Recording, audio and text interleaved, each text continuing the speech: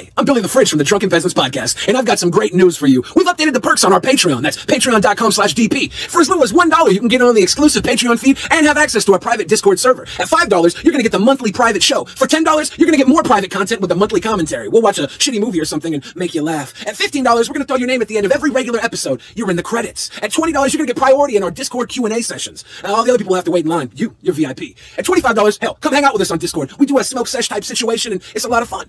At $30, we don't play games, but we're going to do game night anyways. Me and Benjamin are going to sit down on the Atari and have some fun. You're welcome to play with us. At $50, you're going to get to the Hall of Fame. That gives you a special executive producer credit, as well as secret access to Ben and Billy's private vlogs. We did Portland recently, and it got super fucking weird. At $75, you're going to go into the chill zone. We're going to pimp out whatever it is you do to the big-ass Drunken Peasants audience. And if you're lucky, you can get one of those $100 levels for your own segment. Now, they're very limited, and they might not even be available right now. So keep an eye on that. Get in. Come on to the Drunken Peasants Podcast. Be a peasant for now, forever.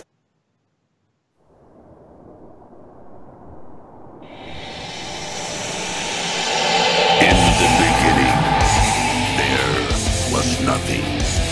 And then there was the Drunken Peasants Podcast. Say, man, you got a joint? No, not on me, man. It'd be a lot cooler if you did. From the strangest corners of the internet, here to bring you opinions of the world from an altered perspective.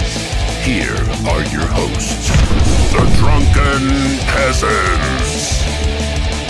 Hello, everyone. Welcome to the Drunken Peasants Podcast, episode 427. And tonight we have JF returning to DP, and then we have someone named Kevin who he volunteered to go up against JF tonight, talking about ethno-states and race realism.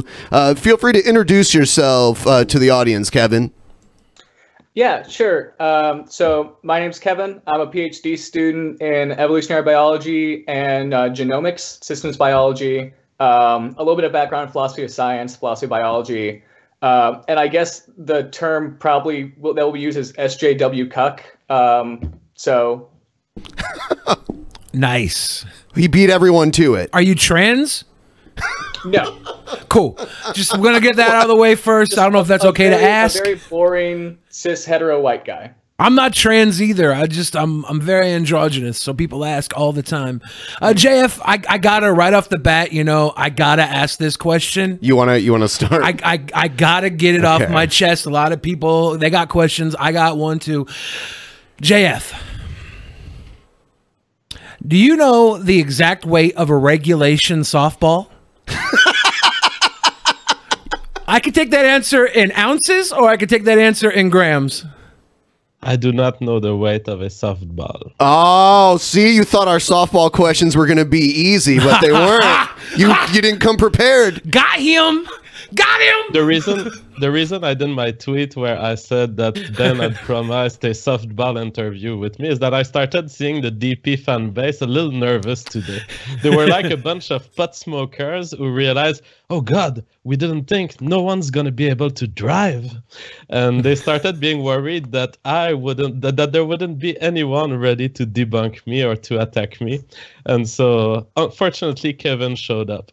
Yeah, we got cucks on deck. This is gonna be wild. All right. Feel free. So, Kevin, you're familiar with JF and his views. Mm-hmm. All right. I've seen so some of the videos and seen Twitter activity and all that. So okay, tell him why he's wrong about ethno-states and race realism. Go ahead. Yeah. So really, what it comes down to is what we know about biology, which you described to some extent, and I think there's some subtle bait and switches that you do that a lot of race realists and HBD people do, where you will replace a very benign version of population genetics that everyone will agree on and slip it into this view that's used to justify ethno-states and discrimination and oppression in a way that isn't really validated by the actual empirical facts that we can extract from biology. And I think if you look historically, arguments for ethno-states have followed this similar pattern where race is sort of used as this scapegoat or used as this concept that justifies people's eagerness to attain an ethno-state. So you said that I was using concepts that everyone agree on to justify oppression. When did you ever hear me advocate for any sort of oppression? No, so sorry, that's my fault on sentence structure. You're using concepts that everyone agrees on. Those concepts are used to justify those things. So for example, there's no way for an ethno-state to not be in some sense oppressive or exclusionary to certain kinds of people. It's the concept of an ethno-state. There is members based off of these genetic parameters. So are you against the idea of a state controlling its immigration and therefore being exclusionary by definition? Yes. So you are for open borders? I think that the ideas of open borders are something that is should be strived for. I will also contend against ethno-states on sort of more traditional grounds where maybe we have some level of immigration because there are tangible factors in the world that we need to take into account for immigration. I don't think you need to be for open borders to be against an ethno-state. Like what are the factors that you would take into account to justify a controlled immigration? Well, so if we have a nation state that needs borders, then there's obviously going to be different factors of space and resources that need to be allotted based off of just criteria that the government decides on. So for example, if 40 million sub-Saharan African went to move today to your village or whatever town you live in, would you be okay with that? Yeah, absolutely. There are actually African immigrants around the corner from me. 40 million? So essentially 40 million? 40 million? Well, yeah. I think that's a silly example because you can't have 40 million people of anywhere go into a single village. So why would you start off with this kind of absurd hyperbole that you know is going to get a negative answer when it could just be, how would you feel if immigrants moved in? Okay, well, you're advocating essentially for a system of government that allows military invasions without even making a proper response. You're essentially saying everyone is welcome on my land as long as they can buy the plane tickets. I will not have any opposition to their entry.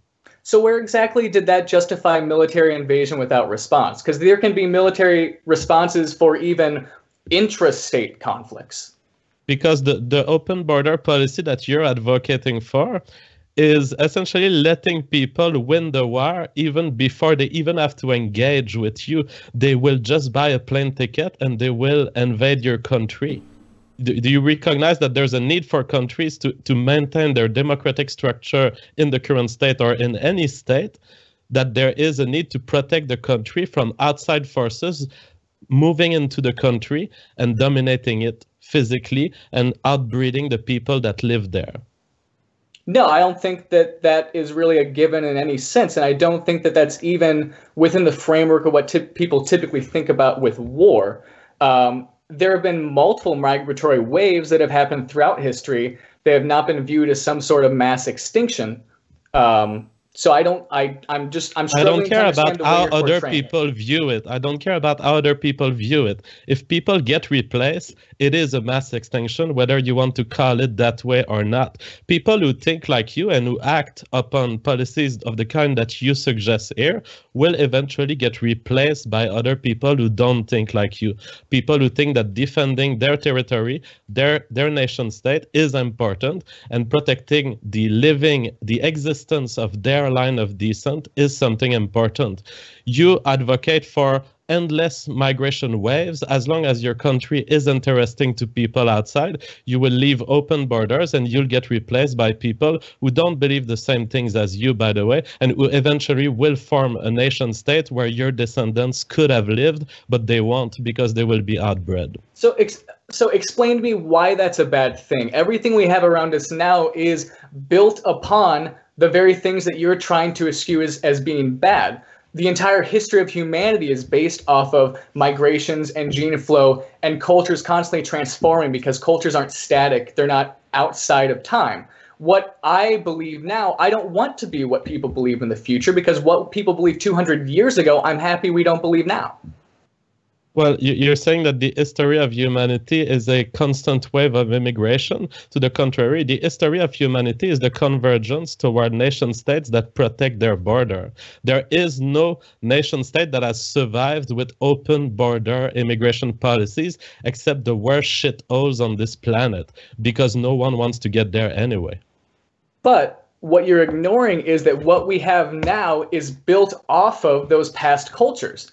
There's nothing saying that the way that the West exists now needs to be for humanity to prosper and to succeed. Rome fell, and we were able to build something else, and that was totally fine. The British people, the British ethnicity as it exists today, is the result of a massive migratory wave and a wipeout that isn't the original British people on the British Isles.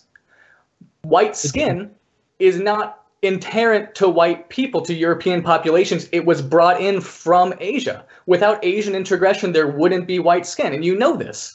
Everyone is a migrant at some point. You can always go back to the past and find a moment at which a land was colonized or replaced by new people. I mean, that doesn't matter. The question today that we're facing is there are people outside Western civilization. They want to get in. Is there an interest? Do you have any scientific evidence that we gain in opening the borders to whoever wants to enter? I'm not really. So would you mind rephrasing that? I'm a little bit like, do you just want a scientist? So I'll ask one thing first. What would you want scientific evidence to look like when this is sort of something that cannot be justified through normal empirical investigation? We can't run replications of the universe where open borders occur. We can't really do observational science, controlling for all confounding factors between localities and time and space. What are you looking for, and what do you think is evidence for the contrary? It's quite simple. I'm asking you, on what evidence do you base your project of creating infinite waves of genetic replacement in Western civilization? And you claim that this future project, which you admit has never been tried before, and you admit we cannot do experiment about this, what kind of evidence do you base yourself on to believe that this will improve Western civilization? I don't know whether or not my intention is actually to improve Western civilization as it exists currently. So your goal is to replace Western civilization with something else, and there's not even an end goal to it. There's not even something you want to obtain. You just want to replace genes for fun in North America and Europe. What's your goal with this open border policy? Freedom of movement, freedom of expression, freedom of activity of people around the world. Have you ever considered the possibility that letting people free to outbreed and replace you may not be a good thing for your line of descent, for the line of descent of people who have started these countries, and that at some point you may invite people in who will reduce the state of liberty in Western civilization, and your initial action, which was aimed at freedom of movement, may actually reduce and question the state of liberty in Western civilizations? I do not understand how you get that conclusion. So even Western culture as it exists now is not the same as it was at its origin. There have been changes in gene frequencies and changes in population demographics. All of these things have happened, and yet Western civilization, if anything, has improved along these lines that several people lord as the best time to be alive, or a time that's radically improving. So what are the improvements that were caused by immigration within the last 30 years? I'm sorry, what was it? What are the improvements to Western civilization that have been induced by immigration for the last 30 years? You can point to just about every major tech company in the United States right now, and there's founders who are immigrants. There's researchers working on basic work in those areas that were immigrants. So there's no trade-off between this idea of people who shouldn't be allowed in the ethno state and people who can contribute to the things that we enjoy and benefit from. So do you think that if Canada was to convert to an immigration policy that would lead to the entry of migrants to the point where in a few decades or in a few hundred years, we would have a 60% or 80% Muslim population?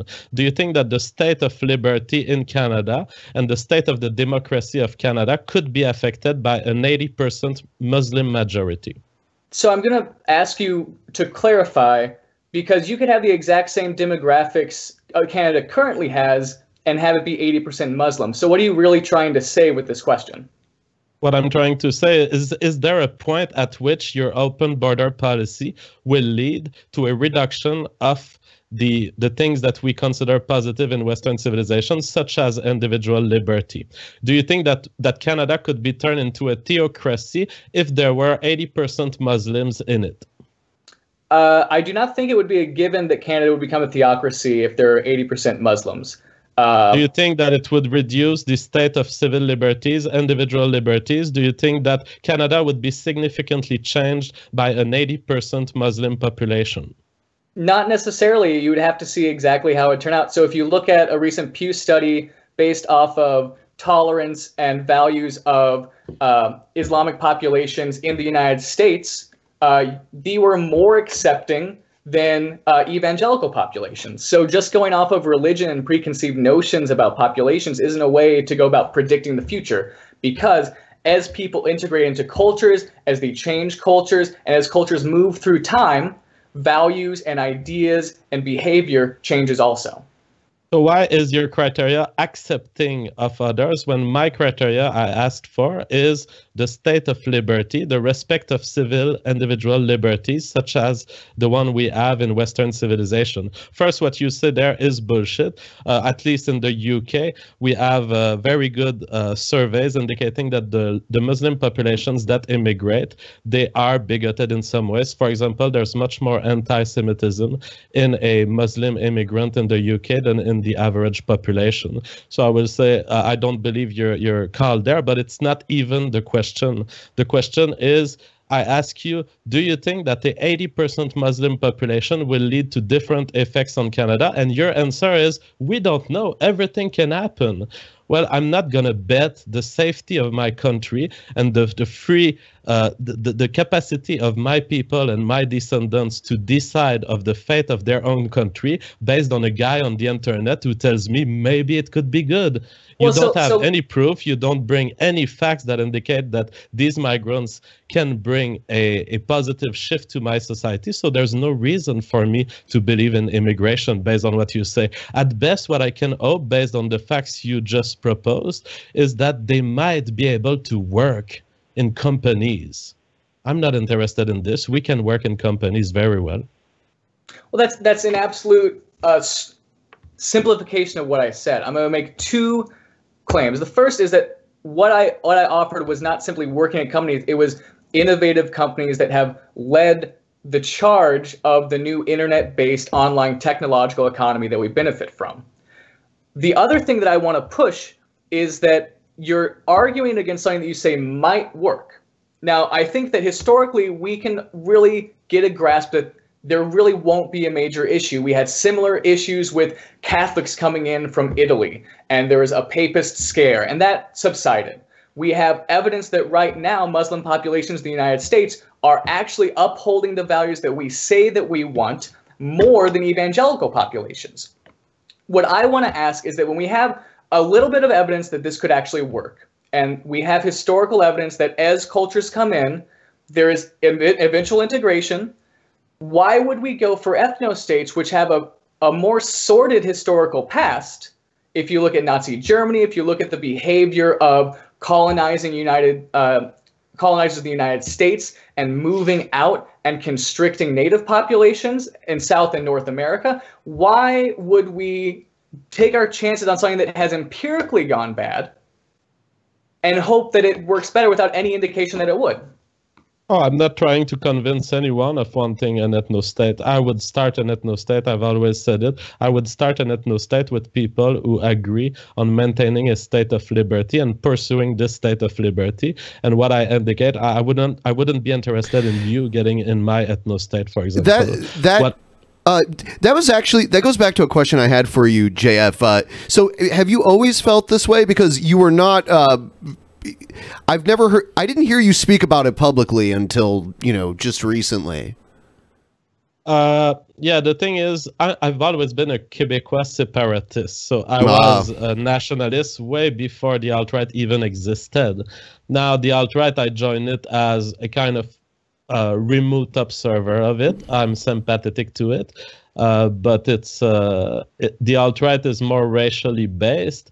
I am a nationalist in Quebec, and in Quebec, our nationalism is not racially based. That being said, when I look at the situation in the US, it's clear that an ethno-state seems like a good solution for anyone who likes liberty, because the fact that we are stuck in right now in the US is that we are invading on personal liberties more than we ever did. We have literal systems of justice aimed at finding white men systematically guilty of abuse and the complete absence of evidence. We use this system to kidnap young children and put them in the hand of their mothers by assuming that the male is an abuser and by emitting domestic violence protection orders that are based on completely no evidence. We find people guilty, we violate the presumption of innocence, and this state of things has been brought through an increasingly leftist direction from the voter base.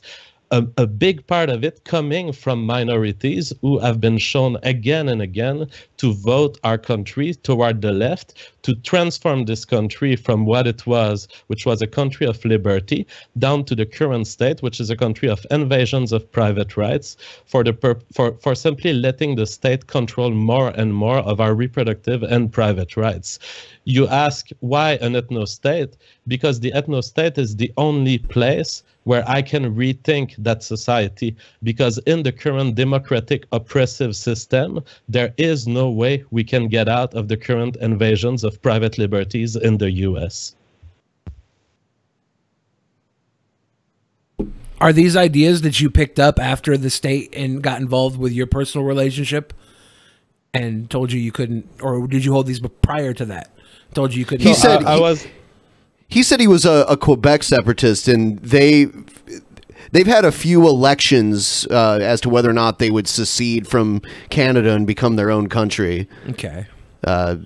What's a JF ethno-state look like? Is it like a white ethno-state? Is it what is your ideal end game here?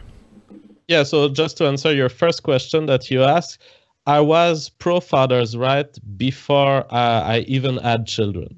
And before I got involved in the court system, I knew that the court system was that way because I've done research on the question and I've seen it in my personal life. I just saw what I was researching on for 10 years before. So we currently live in a what I call the homonormative matriarchy, which is a system that kidnaps children from fathers by assuming that they are incompetent to be fathers. So the first thing you ask me what my ethno-state looks like and why am I for the ethno-state? It's because right now the alt-right is the only movement in this entire in the entire political system of the US where we are allowed to dream of a new society. Why are we? Because we abandon the idea of respecting everyone, including everyone, and we say we're going to make a group with people who want that kind of society, who want to advance the state of liberty. So the first thing that my ethno-state looks like is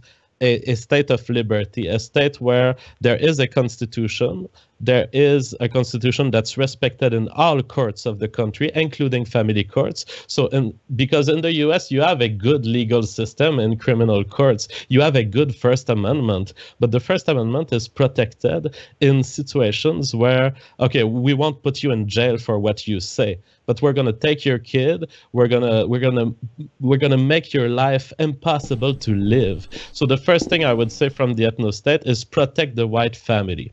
Now, am I open to minorities in the ethno-state? absolutely. I don't have any problem with minorities as long as we can ensure that the people who join that state are willing to not vote away from the Constitution, not vote our liberties away in exchange of a state controlled of private lives. Would there be limits on procreation for minorities? No, I believe that a state that would impose any sort of interference to reproductive liberties, I would not stand by it. Okay. I would stand strongly against it. In fact, if the ethno state was to build itself, say on a couple of states in the U.S., let's say 3 or 4 northern states, just separating from the U.S., I say the minorities who are in there should be staying if they want. They should not have their rights impeded upon. We should respect it, but we should make sure that we shape this society so that the vote of these minorities cannot interfere with our ability to dispose of our own liberties, dispose of our own money, and do what we want, including leading a white family lifestyle. In the Daily Beast article, the headline said that, or the article said that you were trying to impregnate a Hispanic woman, right? Absolutely. I tried to impregnate an Hispanic woman.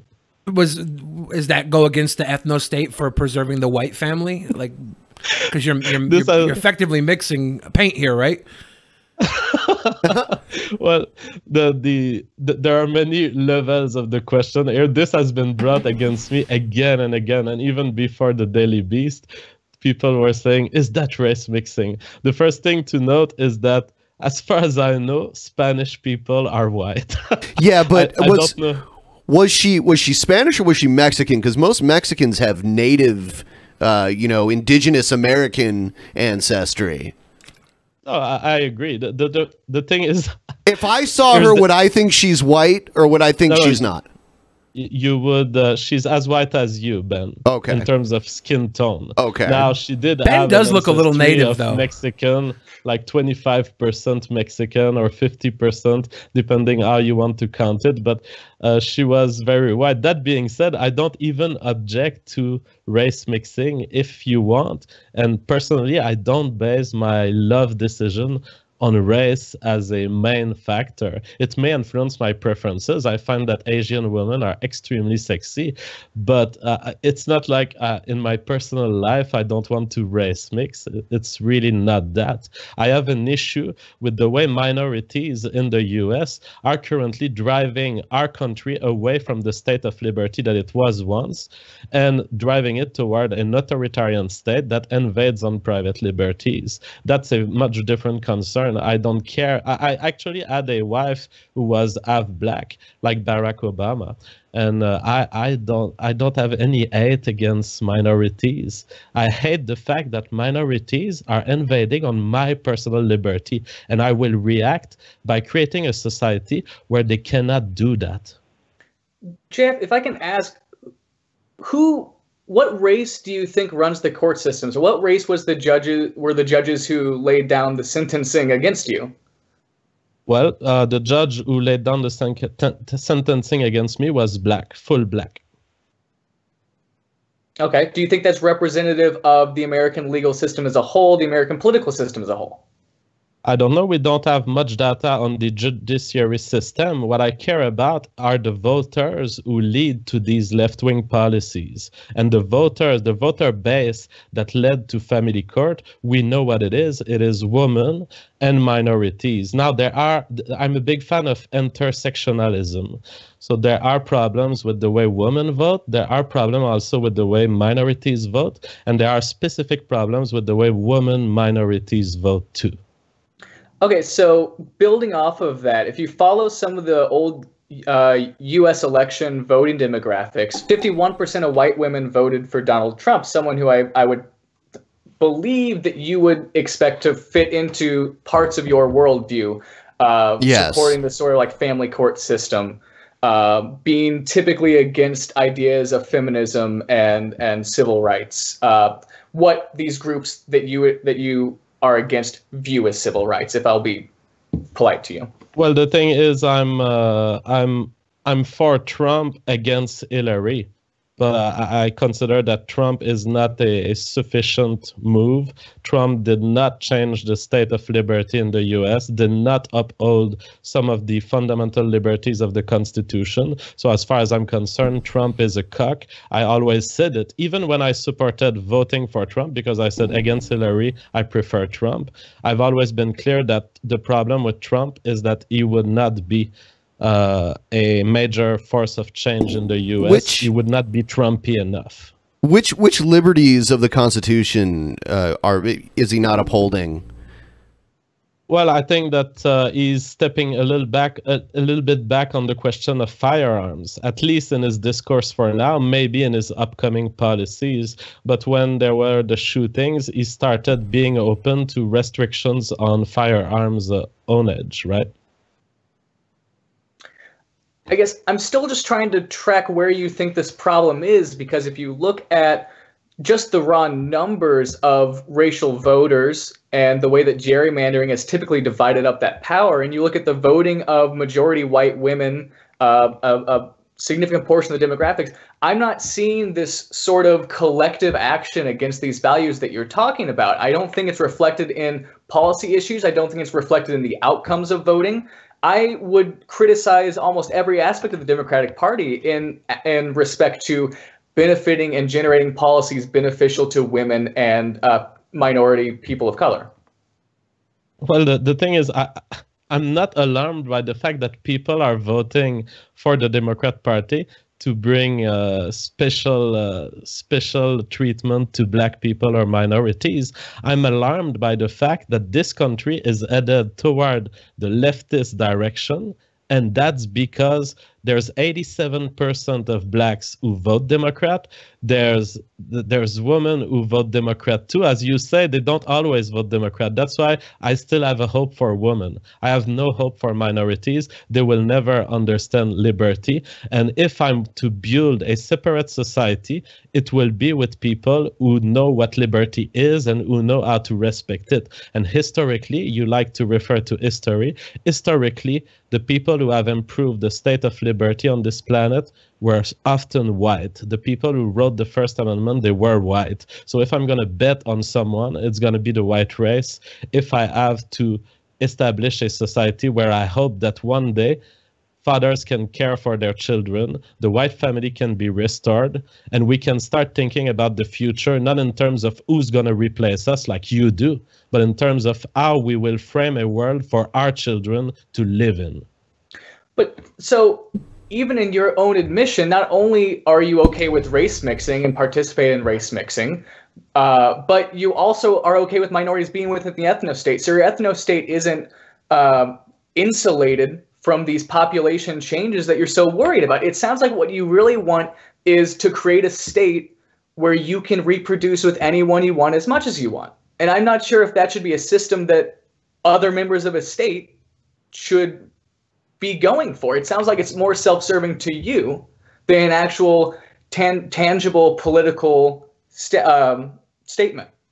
There's a few fallacies in there. The first is a false dichotomy. You say it seems that you want a state where you want to reproduce with anything you want. Oh yeah, I'm totally for reproductive liberty. And if I'm going to participate to a state and approve it, yes, it's going to be a state where the citizens can choose who they breed with. Absolutely, I am for reproductive liberty in the ethno-state, and I am against the interventions of the state to kidnap your children or change your children's life in ways that you cannot control.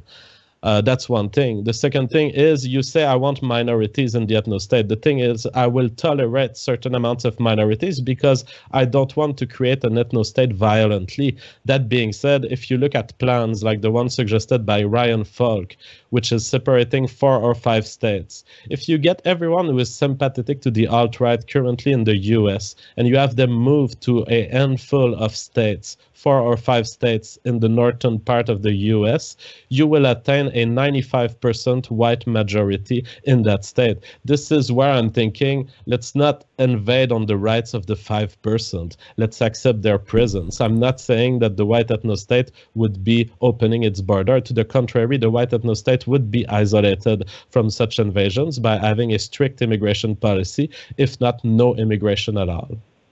JF, you're talking about having all the alt-right sympathetic people move to 4 or 5 states or whatever. Is that's what you're saying? Yep. There's a floating island of garbage in the Pacific Ocean right now. I think if we get a Kickstarter going, we might be able to make it habitat for those that would like to live in their own sovereign land. Have you thought about that? Just do your Kickstarter and bring your garbage people to your garbage land. I don't give a fuck. No, I mean for a new land, it's sovereign land, right? You can have your own rules there. It's the size of Texas floating around the Pacific. This is your dream, though. I'm giving you an option here, so somewhere to start. This garbage land is just floating there. I live on a piece of garbage. You say it's a piece of floating garbage? I didn't say I want to live on a piece of floating garbage. It's a garbage island, though. It's in the Pacific Ocean. Nobody owns it. You could take that. You could terraform Well, you it. go for it. You make your fucking Kickstarter and leave me alone. I don't care about floating pieces of garbage. I'm talking to you about a land where my children can live. Well, at what point does the government intervene if the parent is just unfit to be a parent? Well, it's very simple. If the parent commits crimes, violent crimes, then the government intervenes. If the parent does not commit crimes and is not proven guilty in any court of law, the family court shuts up and does what its job is, which is to make a custody schedule. Is abduction and coercion considered a violent crime? Abduction and coercion in certain instances is a violent crime, yes. Okay. Why do you ask this? I was wondering what your status would be in your own ethno-state if the courts had swung a certain direction. My status in the ethno-state would be the same as it is in the current state, which is that I've never committed a crime in my life. Do you take issue with this statement? I will say that you've never been sentenced to a crime in your life. All right. I'm not interested in the rest. You can keep your crazy thoughts for you. Anything else? I'm still struggling with a few things. Okay, so go ahead. The first is that if you carve out these states in the north, there are significant portions of regions in the north that have majority-minority populations. I also just want to ask you what you think the current status of a lot of majority white populations are in parts of the United States. I come from a majority white rural area, and I wouldn't exactly call it the ideal nation state to start moving a country forward.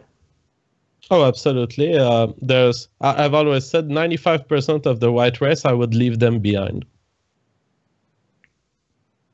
And so in that case, the people that you would be replacing from these regions up north would probably be removed. So you're removing huge swaths of people. I want to understand what process could make this be a peaceful transition, because I can't imagine people would very happily leave an area because you want to go there and have free reproduction.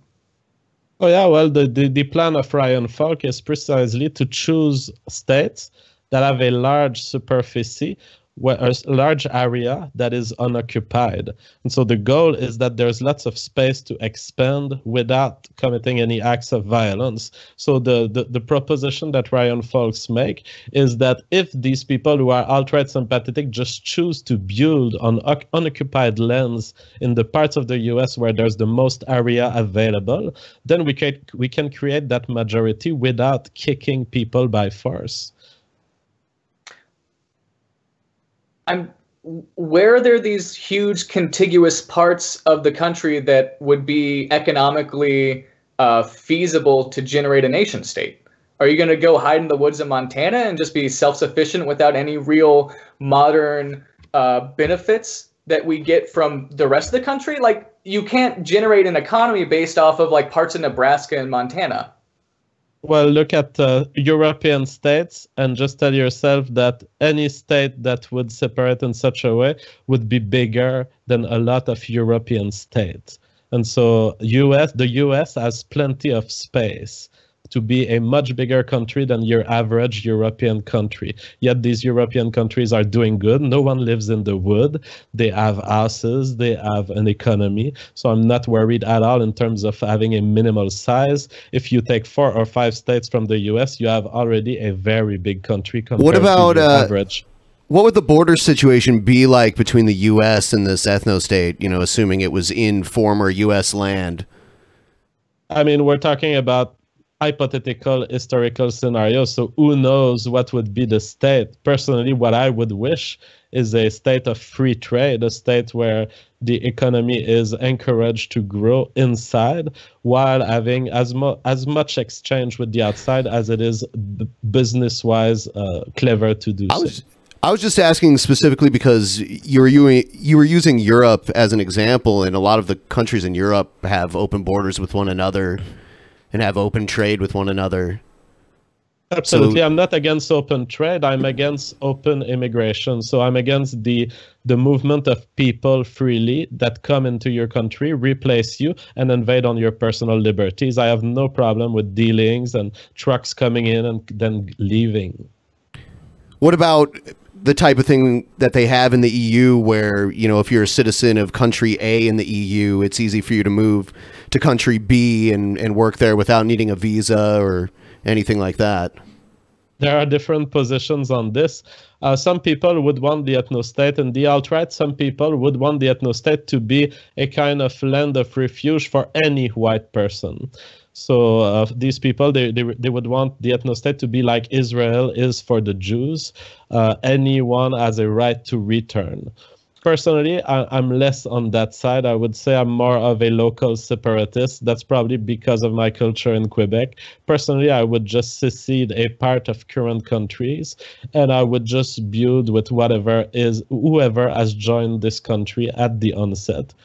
Now, what would it look like in terms of borders? Maybe there would be countries where immigration would be more favorable. Maybe the people who would get together in that state would decide, well, immigration from France makes sense, immigration from the UK makes sense, but immigration from Botswana doesn't make sense. Real quick, so the UK, for example, is a country I'm guessing you think is sort of on this leftward trajectory of taking away family. So why would immigration from the UK be okay then? Are you going to make them take a test to see how well they fit your idea of reproductive liberty? Well, I was clearly talking in hypotheticals. Certainly in the current state of the UK, I would not welcome a UK immigration, because welcoming UK immigration at this point is essentially welcoming a partly Muslim immigration, and I would be against that. Now, what would be the test? Personally, I'm for no immigration or close to no immigration at all. So personally, I would solve this problem by simply allowing immigration when there's a case of a marriage or when there's a very close relative like a children or a wife or a husband. Now, how would it go in the average ethno-state wished by the alt-right? It might take very different directions. Some people, they really care about IQ. So some people care about the IQ of people incoming. I'm not a big fan of IQ measures, so I don't really We know. If I can push one more question. So in your ethno-state, you would accept minorities who would already be there. You would accept race mixing. You would not accept immigration, but you understand that through time in this ethno-state, the genetic and cultural makeup would change as genes are mixing between individuals, and you would no longer have the same ethnic makeup and genetic makeup that you first started with. There'd be diffusion all over the place. Yeah, and as I mentioned earlier, there's nothing in what I mentioned that's about genetic makeup. I don't dream of a eugenic society where I control the genes. I say there are people on this planet who will never form a state where there's freedom. And I know who they are, and I won't team with them if I make a state. I don't care if there's evolution in my ethnostate. I'm fine with evolution. I'm not fine with a constant replacement of white populations by other genes. And are there specific that's genes? Exactly the situation I said. What? What genes in specific are you? Well, for example, I'm not for Canada becoming a majority Arab, Middle Eastern, Muslim country. Okay. So is it mainly the religion of Islam that you have a problem with, not necessarily Arabs in general? Because I mean, yeah, you know, so that's a typical. There's lots of atheists out there who have a problem with the ideology of Islam. I have a greater problem. I have a problem with inviting in your country the genes that code for religious fervor in these population. I have a problem with inviting genes that are not prepared for the state of liberty that the white people has built for itself. So I have a problem with much more than the ideology, because I know that ideology is not everything in human decision making. I know that what we are comes from our genes. And the populations that emerged from Botswana in 2018 today are not the same genetic makeup, and they are not as interesting for me to build a nation with as someone who comes from a UK or France genetic background. What genes are you talking about when you're talking about religion or liberty? Like what is your framework of biology that makes you think that these traits work like that? Because we know that that's just quite simply not how complex sociocultural traits work. They're temporally constrained. There's contingencies based off of non-genetic factors. And I don't understand where you get this idea that there are some huge genetic difference between these populations. The twin studies on the subject are very clear. There is a large genetic component to political preferences, religious behavior, and religious preferences, and religious involvement and fervor, and all sorts of personality traits that are associated with authoritarianism, libertarianism, and the kind of interaction between the family and the ideological systems. And so I have no doubt, based on these twin studies, that that you cannot impose a culture on everyone, and they will not accept it all at the same rate and not to the same extent. There are people who are genetically different from each other in a way that impacts their political behavior in the world today. So I'm guessing, I'll fill in the gaps for you, that it's the heritability estimates that you are relying on to make this inference of genetic causation, correct? First, I do not necessarily make an inference of DNA genetic causation. What I say is that the twin studies reveal that there are irritable traits, and parts of these irritable traits are political preferences and political behavior. Okay, I'm gonna take a short second to break this down a little bit, because I think whether intentional or unintentional, there's some mixing up of terms, because heritability as a measure of variance in a population does not tell you the genetic causation or the contribution of genetics to traits, because in a very trivial level, we know that all traits are genetic because everything about humans is generated through genes. But knowing the differences in variance components of populations, which is all twin studies really do, they carve up how much variance is within genes and is not within genes, and the phenotypic variance is not the same thing as understanding what leads to traits. And you know this because you're a developmental biologist. So either you slid through on topics not related to this, or you're intentionally misrepresenting the biology to reach the goals. You just don't understand what I said. You think that I care if it comes from DNA genes. I don't. I care about heritability. What I care about is if I have a Muslim person in my nation coming from, I don't know, Saudi Arabia, and that person has babies, what are the chances that the baby would also be Muslim? Now, where are they? Of course, there are undeniably reasons located in DNA for this, and there are reasons located in the brain of the people, and there are reasons located in the fact that they eat food and that they share thoughts, and that the culture will transmit itself. But the fact is, irritability of, for example, Muslim beliefs is about 80%. That's measured. JF, you know that heritability estimates are constrained to location and time, right? So if you were to measure the heritability of a trait of a population in a different location, the heritability estimate wouldn't be identical. Yeah, but I don't care about your imaginary world. I care about the real world. In the real world, 80% of Muslim babies will be Muslim. In a particular location, what is the heritability of Muslimness in the West? Is it significantly less? Yeah, I'm talking to you about numbers in the West. I'm talking to you about the US. That's the measured truth. You're talking about imagined world. I don't care about these worlds. No, it happens all the time. So, for example, I do plenty of work in plant species. Plant heritability estimates for very common traits differ between fields in Iowa and in Missouri and in New York.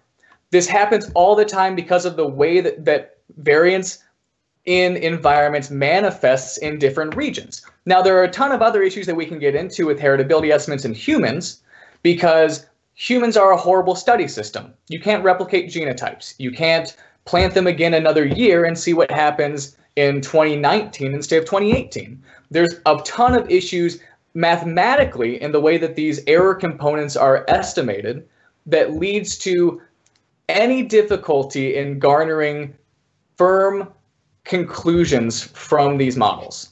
So again, we are stuck with the same argument by Kevin. Kevin doesn't know the future, but he thinks the future might be different. He doesn't know how you make a Muslim baby not Muslim, but he thinks that there may be a crop field in Iowa that turns young children from Muslim family non-Muslim.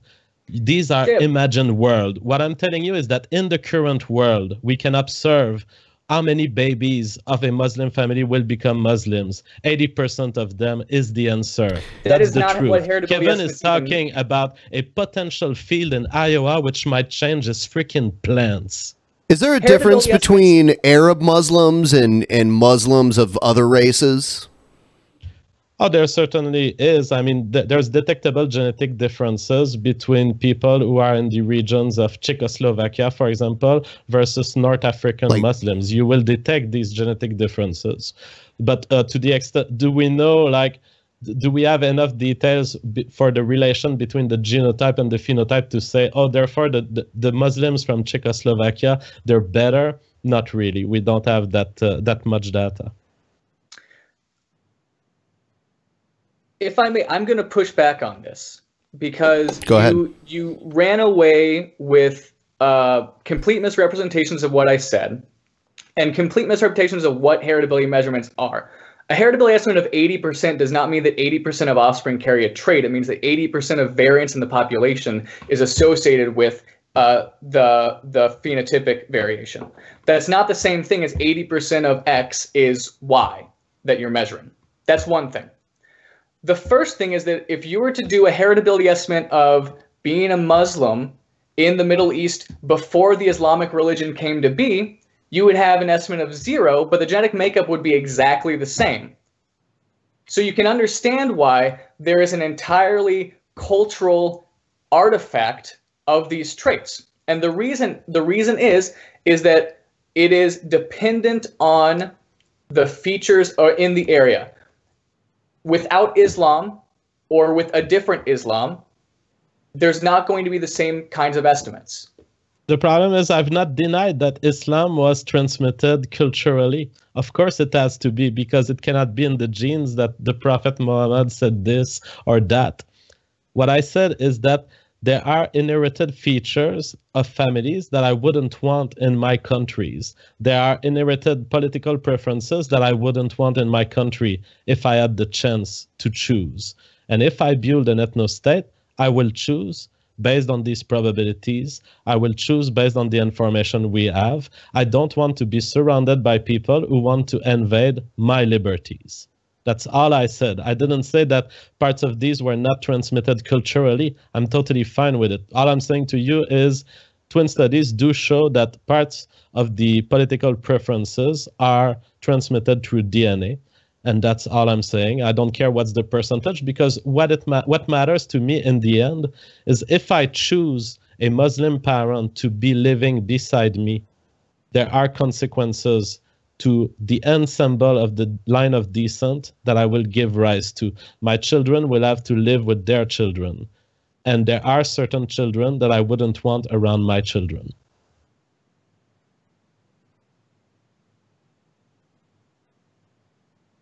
Any response? I'm marinating on that a little bit because okay, so I'm going to try to go back to the Pew study I talked about earlier, which looked at the political preferences and the beliefs of U.S. Muslims, and that data showed that there were significantly on par with the average of the United States or above the average, and significantly larger than other genetically white disparate populations. There's no real genotype of evangelicals or Southern Baptists. On what so measure? I'm trying to understand where your argument is that the offspring of these Muslims, no matter where they're going to be, is going to be exhibiting the traits that you're talking about, because we quite simply know that's not true. You said they were better. On what measure? Acceptance of LGBT members, acceptance of... You gotta be kidding me. No, you gotta be kidding me, You can Kevin. look up the Pew study yourself. It was done on Muslims in the United believe States. you, Kevin. What bugs my mind is how can you claim that this is an improvement of society? To be for people putting their dicks into the ass of others and bragging about it in a gay pride? Is that what you call better? I believe that should fall under the umbrella of reproductive liberty. Or do you only care about your penis impregnating different women? Look, Muslims family, they are against homosexuality, and they are against homosexuality within their family. They will constrain liberties of young children, and they will force the wearing of the veil through community pressure. Those are aspects of liberty that are not measured by, do you accept that there are LGBT people around? I don't care if Muslims come into the US and they accept LGBT people. The acceptance of LGBT people is not a target for my ideal society. I literally don't give a shit. Hey, if people want dicks in their butts, that's all good and fun for them, JF. Heteros, Come on, man. Well, Heteros can I have am a dicks in their butts, biologist too. and I am familiar with the quality of the tissue of the anus, and I will say it is not a safe place to put your dick. Feels good, man. The environment of the female pussy has evolved to welcome the penis in a much more welcoming and hospitable manner. But I don't oppose to people doing it. But I will not make a society choosing people based on whether they accept LGBT people. Accepting LGBT people is not a gain for society. I'm all for liberty. I don't want to oppress anyone, but I will not choose the people I want to live in based on whether they accept LGBT people. I don't give a shit. You can read through the study yourself. There are several other features besides acceptance of LGBT. It's questions of equality and freedom and tolerance across the board. Well, this isn't about absolutely. equality or freedom and tolerance. This is about JF getting what he wants, right? That's your ethno state is a self-serving state, right? Okay, you want, so that's you want what you another want. thing that Kevin brought, and I didn't have the chance to answer. So let's move on that subject. Okay. So you guys are saying JF is self-serving in wanting this. Of course, I think that any well-ordered society is the coming together of individuals who are all self-serving in joining a group. The idea of society, to me, should not be impeding on individual success. To the contrary, society should be a tool for individuals to flourish in better than they would by themselves. But don't you think that an individual that is going to flourish could flourish in a sea of opposition because they're that makes them that much stronger? Like you want an island where basically like the neats and the neckbeards and the manlets can go and thrive because they don't have that competition anymore. You want to eliminate the alpha males, right? I don't think you understand my project at all. Where do you get that I want to eliminate the alpha male? I want to get away from the beta. The beta. Okay. I just feel like to invade on my liberty, the beta who claims that he wants equality and then takes the money in my pocket to pay himself.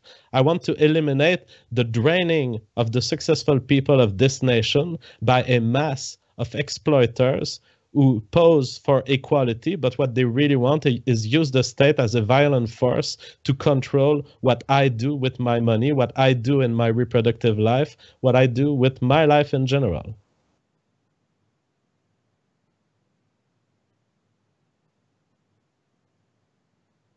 You're free to respond. Yeah, again, there's just this confusing mixture of your application of your values. So I'm trying to understand how your ethno-state doesn't do the exact same thing that you're railing against, how it doesn't restrict the activity and freedom of people to reproduce. So what happens if there's someone outside your ethno-state that really wants to get in and have a child with somebody? Well, that person either convinces the person and marry that person, and then it could get into my immigration policy that allows wives or husbands. But I think that most of the time, the answer to that person will be, you are not entitled to enter on this land. Please leave. Okay, so you're completely willing to restrict the freedom of people, but it's just on your terms.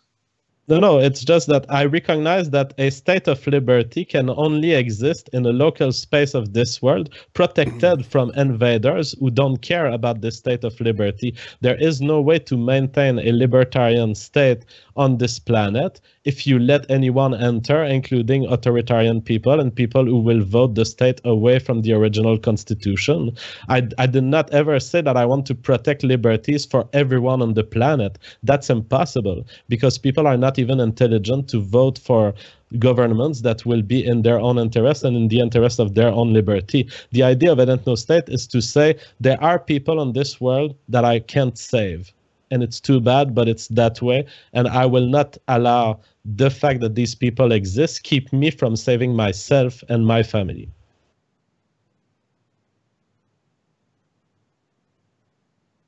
So they're attacking your family. I mean, my family is pretty much getting attacked if you read the articles out there. And if you saw my responses, I mean, the family is getting attacked in the US currently. The state of the US system of family courts is a state of invasions of individual freedom. Fathers are not allowed to care for their children. And this is done in a systematic manner, whereas more than 75% of family courts outcome are favorable to women. So what we're creating a situation in which women can just decide to leave a guy and they can say any false allegation they want. If the judge believes it, you're done. And you won't be caring for your children for the rest of their life. That's the state of the US currently. You know, my thing is, I don't really feel my liberty being taken away. Like, where have we really, where have we really lost our liberties? Due to you don't feel the lack of liberty because you're a pot smoker without children. Okay, yeah. But just being a pot smoker, in fact, some of your liberties are already being impeded upon. I mean, I don't know which state you live in, but at least within the last 20 years, there has been a pursuit of pot smokers who there's been a fight against drugs, where drugs don't hurt anyone else than you at worst. And so this shouldn't have been the case in a libertarian state. People should be able to have drugs if they want. That being said, the moment you decide to have babies, you will see that this world is not the world of liberty that it claims to be, that the US is a heavy invader of personal liberties. It is not the land of freedom currently. It is the land of the matriarchy, which controls your children and controls what you can do and teach to your children. Yeah, luckily I live in a place where it's perfectly legal, at least, you know, on the state level. So is that's one thing you agree with Trudeau on, huh? Yeah, I guess that Trudeau, we can reach sometimes the same conclusion without the same thought process. I don't respect drugs. I respect the liberty of people to dispose of their body and choose what happens to their body, which includes drugs. Trudeau is just a progressive, so he sees the progression of drugs as, oh, people will be able to open their mind and they will be able to have new experiences. I don't care. I think that drugs will largely affect your brain in a negative way. It will make you lazy. People who take drugs are much less good at organizing their thoughts. Some people make it, like Ben. You are a successful drug smoker. I'm proud of you, Ben, but I would say that generally most people, it will ruin a part of their life or at least make them very unproductive. But most people aren't successful anyways, right? Like, we're not looking at most people being successful with or without drugs. I think there's a lot of successful people that use drugs to the point where the drugs actually killed them, and they were still successful up until that point. So I think you're arguing that drugs make you unsuccessful. It's just that the unsuccessful turn to drugs. That's the best thing they have going. That's very possible. That in fact, drugs there's a filter where unsuccessful people are pulled toward drugs, and that's why you have these lazy people smoking pot. I don't object to it. In fact, anyways, I'm not for social engineering. So I believe that our state should always be configured so that we don't try to change people. We let them do their errors and their successes. And in fact, there are very successful people who report taking drugs and who report that drugs have improved their life. And sometimes drugs can be a changing moment in your life. I've taken drugs when I was young. I was like Pink Floyd, Ben style Pink Floyd listener, and I was like you too. I was thinking about the world, and it was changing my mind. I wouldn't take them anymore because, as far as I'm concerned, it made my life unproductive for that moment. So how does your ostensibly authoritarian ethno-state fulfill these sort of You're wrong. Liberal Your values premise is wrong. I don't have an authoritarian ethno-state. I have an ethno-state that has a border policy. That's not How are you going to keep people authoritarian. out? Ostensibly with force. Yeah, with the force. authority granted But to the it's state not- by the people. You are not an authoritarian because you keep people away from your state. You can be a libertarian state that ensures the liberty of the people inside your state. The outside forces are not something you have to deal with. People who are at the border, they don't have rights. You don't have to respect their rights, and you can totally ignore what they are and ignore their requests. You are not entitled to enter in any country. An immigration law is not an authoritarian measure. But you also said that if there was someone who wanted to reproduce with someone inside the ethno-state, they wouldn't be allowed to. If the feelings are mutual, you might still not grant people the ability to enter your state and bask in the freedom that you've granted them by force. I didn't say that. I said that if there was a marriage, there could be an immigration policy that accepts the husband or wife from the outside to come inside. Okay, so in the example that someone gets into your ethno-state and just starts letting people in through this sort of system, what are you going to do? Well, there would be obviously a limit, just like there is in the American system. I mean, the simple fact that a marriage and a divorce takes at least 2 years if you do it very quick, there wouldn't be a fraud possibility there. I mean, we would detect if someone makes up 8 marriages, we would detect that they are fake marriages. I mean, that's not a problem in the U.S. immigration system right now. I don't see why it would be a problem in the ethno-state. But I don't see how that's not infringing on the reproductive liberty that you're trying to espouse. Because not only will you catch people who are genuinely just moving from marriage to marriage, but those might actually be meaningful connections that are also in this way to move people in. Like, where are you to draw the line, and where are you to have the authority to keep people out that may want to come in? The authority is that people outside of a state are not citizens. They're not people I have a commitment to.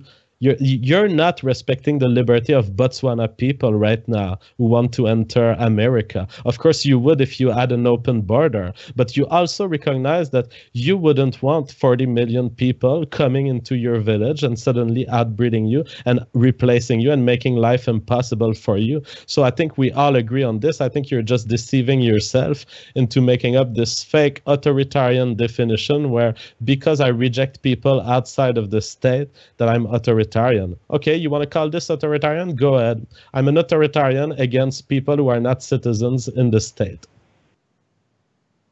Okay.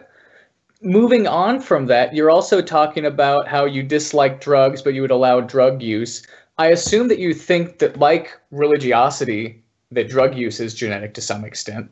So where's the distinction between drug use that has a genetic basis that you think decays society and these other groups that you think also has something with a genetic basis that decays society?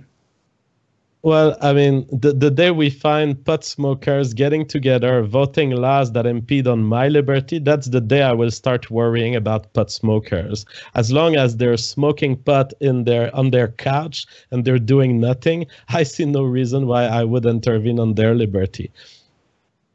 Okay, but so do you know the voting patterns of people who use drugs? I don't know. They're probably more liberal. Okay, so would that not lead to the sorts of policies that you're railing against women and minority voters supporting? So if there's a party that is the Democratic Party that supports opening up drug laws, which they have for the last few years as a political ploy, they are voting in politicians who are voting for policies that you directly disagree with and look at as infringing on your liberty. What's infringing on my liberty in the fact that they have the right to smoke pot? No, the fact that they're voting in people who won't only establish laws to let them smoke marijuana, but also laws and as a part of the holistic democratic platform that you disagree with. All right. Well, if there's enough pot smoker for this to be a meaningful impact, and if I conclude when I look at the data, and I haven't looked, I don't know if there's enough pot smoker for this to matter, as is the case with minorities, because there are enough minorities in the US to balance the democratic vote. In that case, I would follow you. I would exclude the pot smokers from my free association principle, and I would just form a team with non-pot smoker, non-minorities. Okay, that sounds pretty authoritarian. Would you guys agree? No, because I'm forming a free association. I'm talking to you about the state I would like to produce myself. You're not entitled to my presence. I'm telling you, I'm going to leave with people, and I'm going to choose who I live with. This is like a dream state in your head, right? This isn't anything that you're actually working on. This is just your ideal end game. You don't have a path towards it, right? Like, there's no road to Wakanda. I mean, the Ryan Falk proposition of moving to a state of the US is a very serious proposition. It's concrete. That being said, no, I don't work toward it because I'm a Quebecois. I wouldn't even be in Ryan Falk's ethno-state. However, I would advocate for its formation, certainly.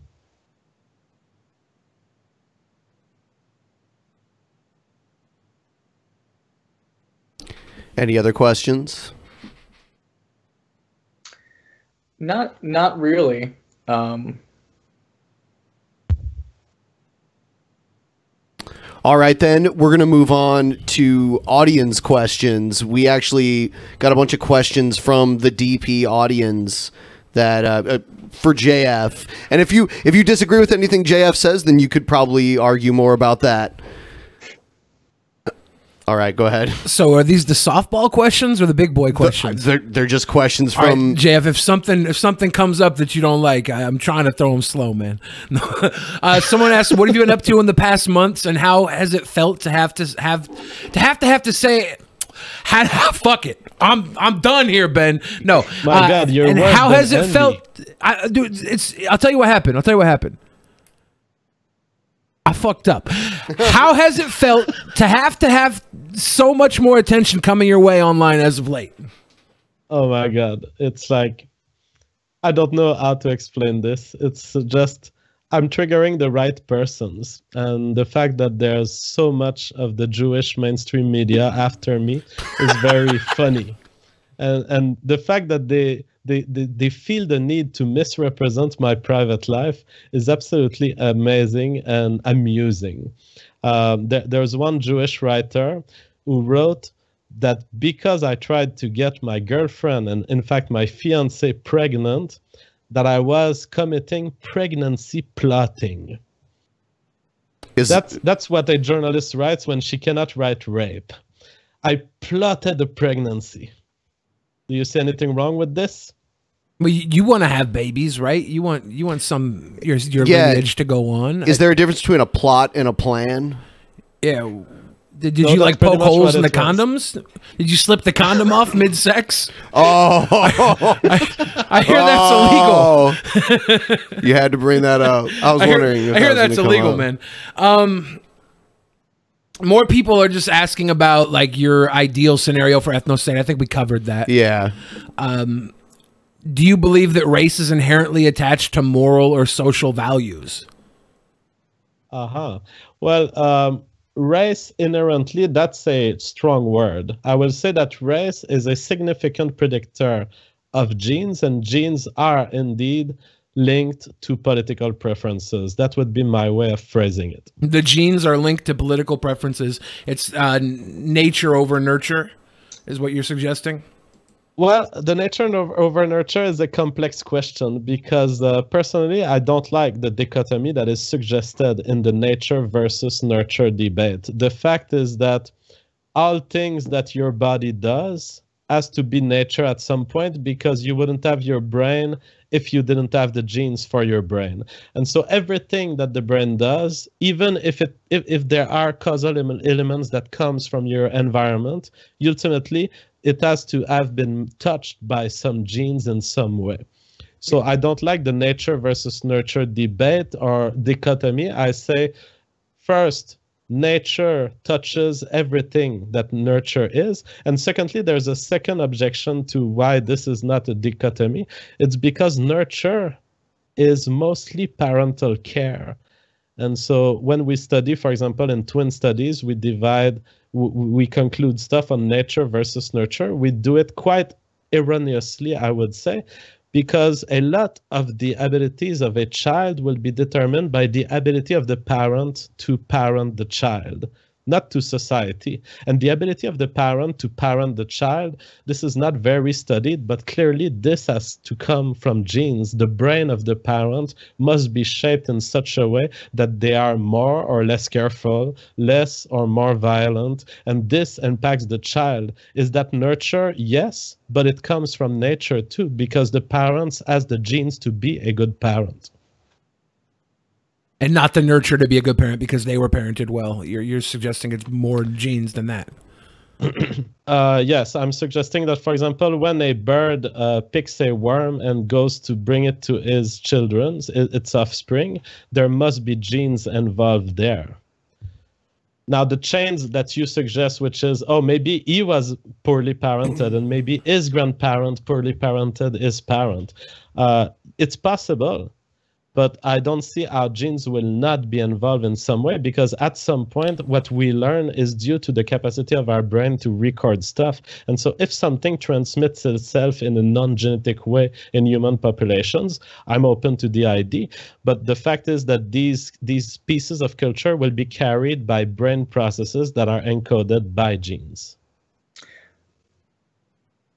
All right, I'm going to push back on some of that. So I think the idea of race and association with genes is something that's very flimsy with the actual evidence that we know from biology. So the majority of genetic differences between populations, and this is all populations, is just driven by migratory effects, largely with no bias towards functional or non-functional genetic categories. So there's no enrichment for things that differ between genes, between racial populations. It's a matter of the fact that individuals would stretch out from the population and then aggregate and then stretch out again. And there's just this gradual change of neutral aspects of DNA from these regions.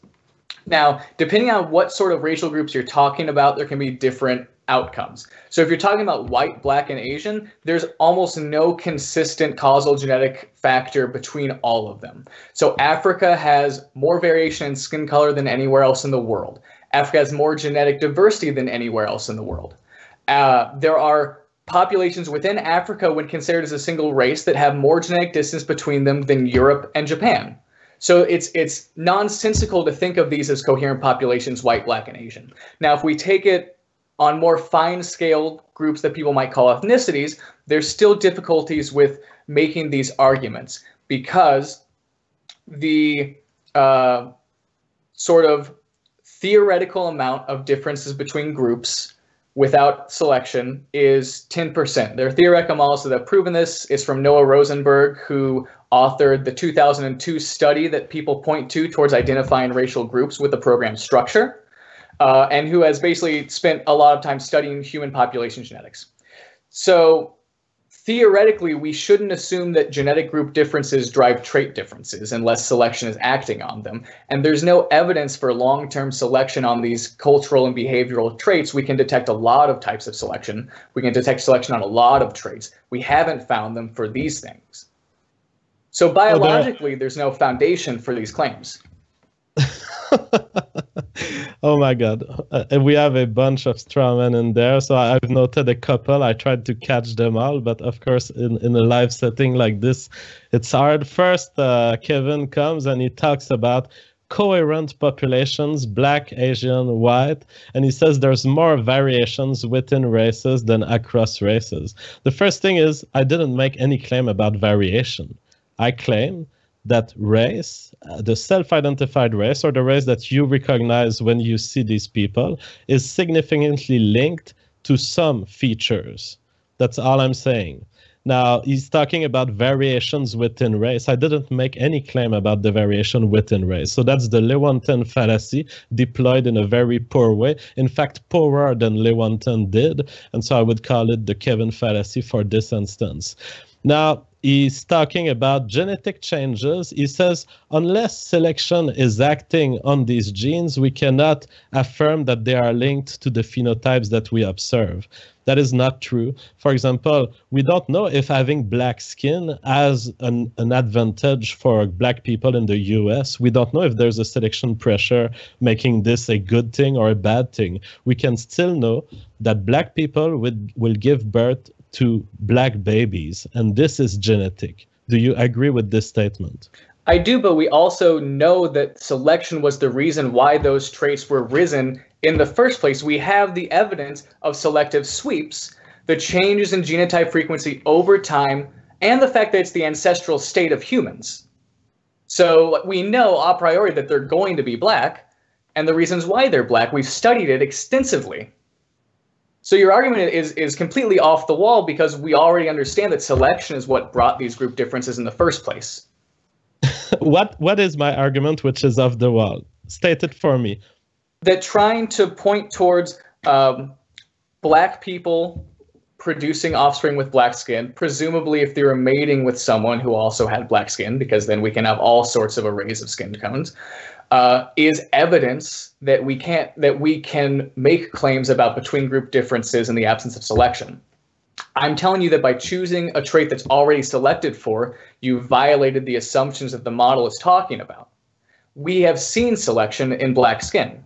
We have not seen selection in intelligence, in religiosity, in broad cultural traits. That is absolutely fallacious. So Kevin is trying to bring it to the fact that, oh, there was selection in the past that explains the black skin of today's American. Therefore, when I claim that blackness is genetic, I'm implying an evolutionary pressure that is needed for this to be stated. That is not true. It is simply not true. You can say that a trait is of genetic origin without knowing anything about the evolutionary pressures that have been applied to it. I'm sure he would have to agree, or he would have to weasel his way out and misrepresent my statement. Kevin, listen to my statement closely.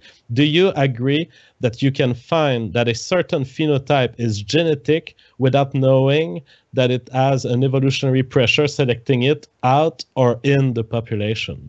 Yes, but without selection, we have alternative hypotheses for why it's higher. One of the prime ones being differences in environment that triggers plastic responses of the trait.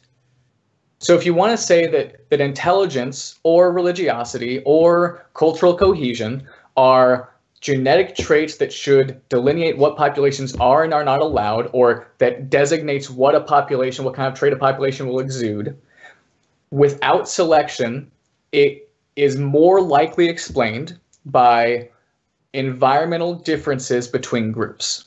And that is just what we can infer based off of theoretical models and understanding how these traits work in polygenic models.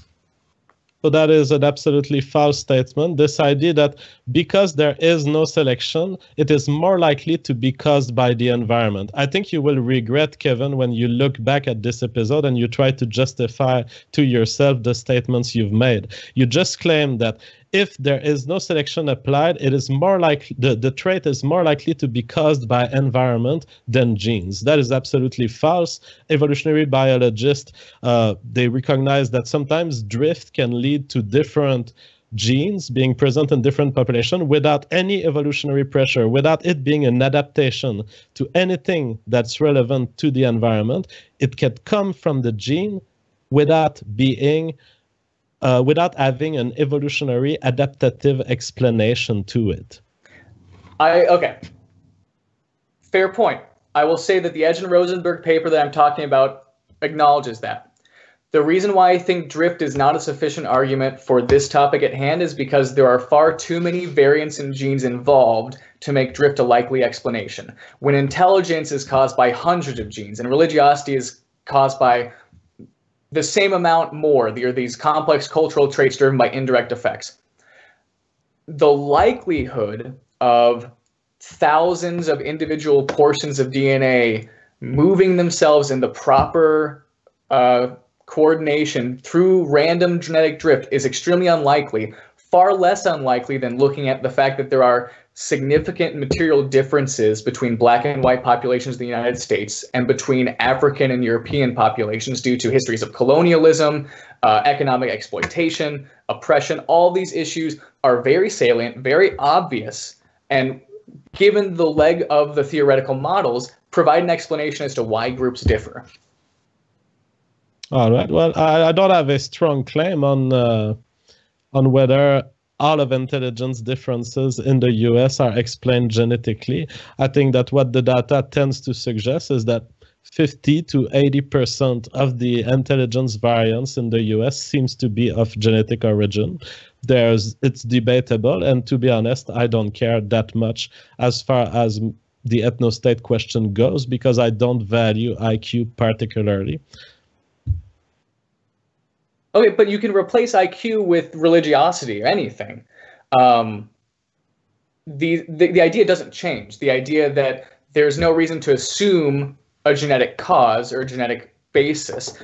We can't rely on heritability estimates in humans because there's no way to parse out gene-environment correlation, gene-environment interaction in the way that we construct human models. We can't take the same person and grow them without racism and with racism and say that, oh, look, the traits didn't change between these two replications of this single genotype. We can't do that in humans. There's too many confounding aspects in these statistical models that can't be parsed out. I mean, I would disagree with the strong claim we can do that. We can in some way through twin studies, while admitting that it is not perfect. As far as the genetic causality, I think that you probably think I'm more and more attached to genetics than I truly am. When I look at Muslim populations, I'm not interested in having them in my country. It's not because of a letter in their DNA. It may be because of a letter in their DNA, but it really doesn't matter. What matters is that when people freely join together to form a nation, they have the privilege to choose who they arrange that with. As long as they don't violate the rights of people who already live there, there's no problem. I would do the metaphor that the comparison that I often do. For example, are you fine with people having preferences for sexual preferences on the basis of race? Are you fine with people choosing to mate with Asians only, for example? It depends, because there's a lot of really weird fetishism with Asian women and people preferring Asian women. I think there's a broad cultural pathology sometimes. So I like Asian women, for example. And let's say you were to find me weird, but I don't care. Do you take issue with the fact that there are people like me in society who like the Asian pussy? I think that there is an underlying issue that causes that. Whether or not I'm okay with it, it's more whether or not, if given the opportunity to alter that, I probably would, by trying to kind of go at the pathologies that I think underlie that. I think there's a lot of sexual pathology with you. Do you think that there's a pathology in wanting to fuck another man in the ass? No. So I think we have a good illustration of the situation here. What we have is an individual who thinks that fucking Asian pussy is a pathology, but fucking a man in the ass is not a pathology. That's his preference. I respect it. I respect you more than you respect me. Should we move on to the next question? I just want to. Well, did you have any response to what he just said? I don't really care. Oh, okay. All right. Earlier, JF, you mentioned that part of the reason you wanted an ethno-state was to eliminate outbreeding, right? Yes. Well, this question asks, what's your opinion on inbreeding within the ethno-state? Yeah, I mean, it could be an issue if we're stuck with an ethno-state with 30 people. It's much less likely to be an issue if we are an ethno-state of 10 million people. There have been reproductive isolation of groups of 10 million people. The Jews are the perfect example. A very reproductively isolated culture that lives in all sorts of countries, yet they remain genetically similar, so that we can affirm that a Jew from India and a Jew from, I don't know, Israel or France, they will look like each other genetically. In fact, they will be more close genetically than two random people that you could choose on the streets of New York. That's an amazing feature. And what it tells us is that even if a restricted group of 10 million people breed together in a way that is very isolated from the rest, that 10 million people is enough variance, and there will be mutations, and there will be enough variance and enough shuffling in that population to last thousands of years or as long as we want. Do you think that there would be enough people to join your ethno-state if you actually had the resources to start it? Could you get that many people? Well, in the plan of Ryan Falk, for example, he relies on the fact that, well, right now it seems that there's between 10 and 22 millions Americans who are sympathetic to the ideas of the alt-right. So if you just take that and you don't hypothesize a kind of increase of the alt-right sympathy in the US, you already have a good population to start something. That's enough. Now, I think that the alt-right is underrepresented right now in the media. It could have much more potential, but even with the numbers of today, it would be absolutely realistic. Yeah. What's the gender split of the alt-right right now, though? The what? What's the gender ratio of the alt-right currently? Oh, I don't have the Not true only male? measures, but I would suppose male mostly. So that would restrict your breeding population if you don't have an even number. But one other thing is you bring up the Jewish population as an example of an inbred population that shows that it's feasible. You're aware of some of the significant genetic load that occurs in Jewish populations due to historic bottlenecks and restrained breeding, correct? Things like Tay-Sachs, several diseases. I thank you for bringing that up. I am so happy that I'm on a stream and I'm not the one bringing it up. Keep going. I like what you're saying. Well, the other thing I was going to bring up is that through population genetic analysis in the late 2000s, the bottleneck that was experienced by European populations also resulted in an increased genetic load as population size was too small to purge out deleterious alleles. So we do, in fact, see negative impacts of restrained breeding and reduced populations throughout history. And especially since you're not randomly drawing your ethno-state from across genotypes, there's going to be an additional bottleneck in addition to the 10 million people, maybe 40% are women. Oh yeah, I mean, not everything will be perfect. The idea of an ethno-state is to say these disadvantages are clearly not sufficient to justify not making an ethno-state. So the Jewish populations, they live well. They don't seem to be handicapped in any major way. They seem to lead to functional people. Yes, there are some genetic disorders that seem to be endogenous to the Jewish population. It's sad, but it doesn't seem to keep these people from dominating our financial networks and our media networks. That aside, what would your ethno-state do if people who generate these diseases want to freely breed as much as everybody else? Would you allow them to increase the frequency of that disease within your state? Absolutely. I'm not for reproductive violations of reproductive rights in any way, in any situation. So you don't feel that it's self-defeating to allow a population that will be prone to genetic disorders to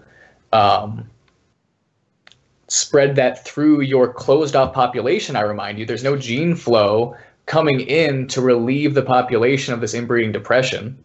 I'm not at all worried about it. Evolution is handling that, as you know very well. If those are true disorders, the people who have them will be impeded in their reproductive success, and they will gradually disappear from the population. I mean, you and I both know that most species and most populations go extinct in the long run. It seems like you're stacking the cards against your ethno-state's favor from the beginning by cutting off the natural way of resolving these issues, which is gene flow, migration, immigration, emigration, as natural buffers against genetic load, deleterious alleles, diseases.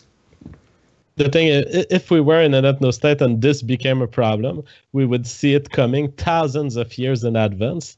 And the simple solution would be to say, let's make 20 Asian women enter and let's fuck them throughout their life. I mean, if gene flow is your problem, you can solve it when it becomes a problem.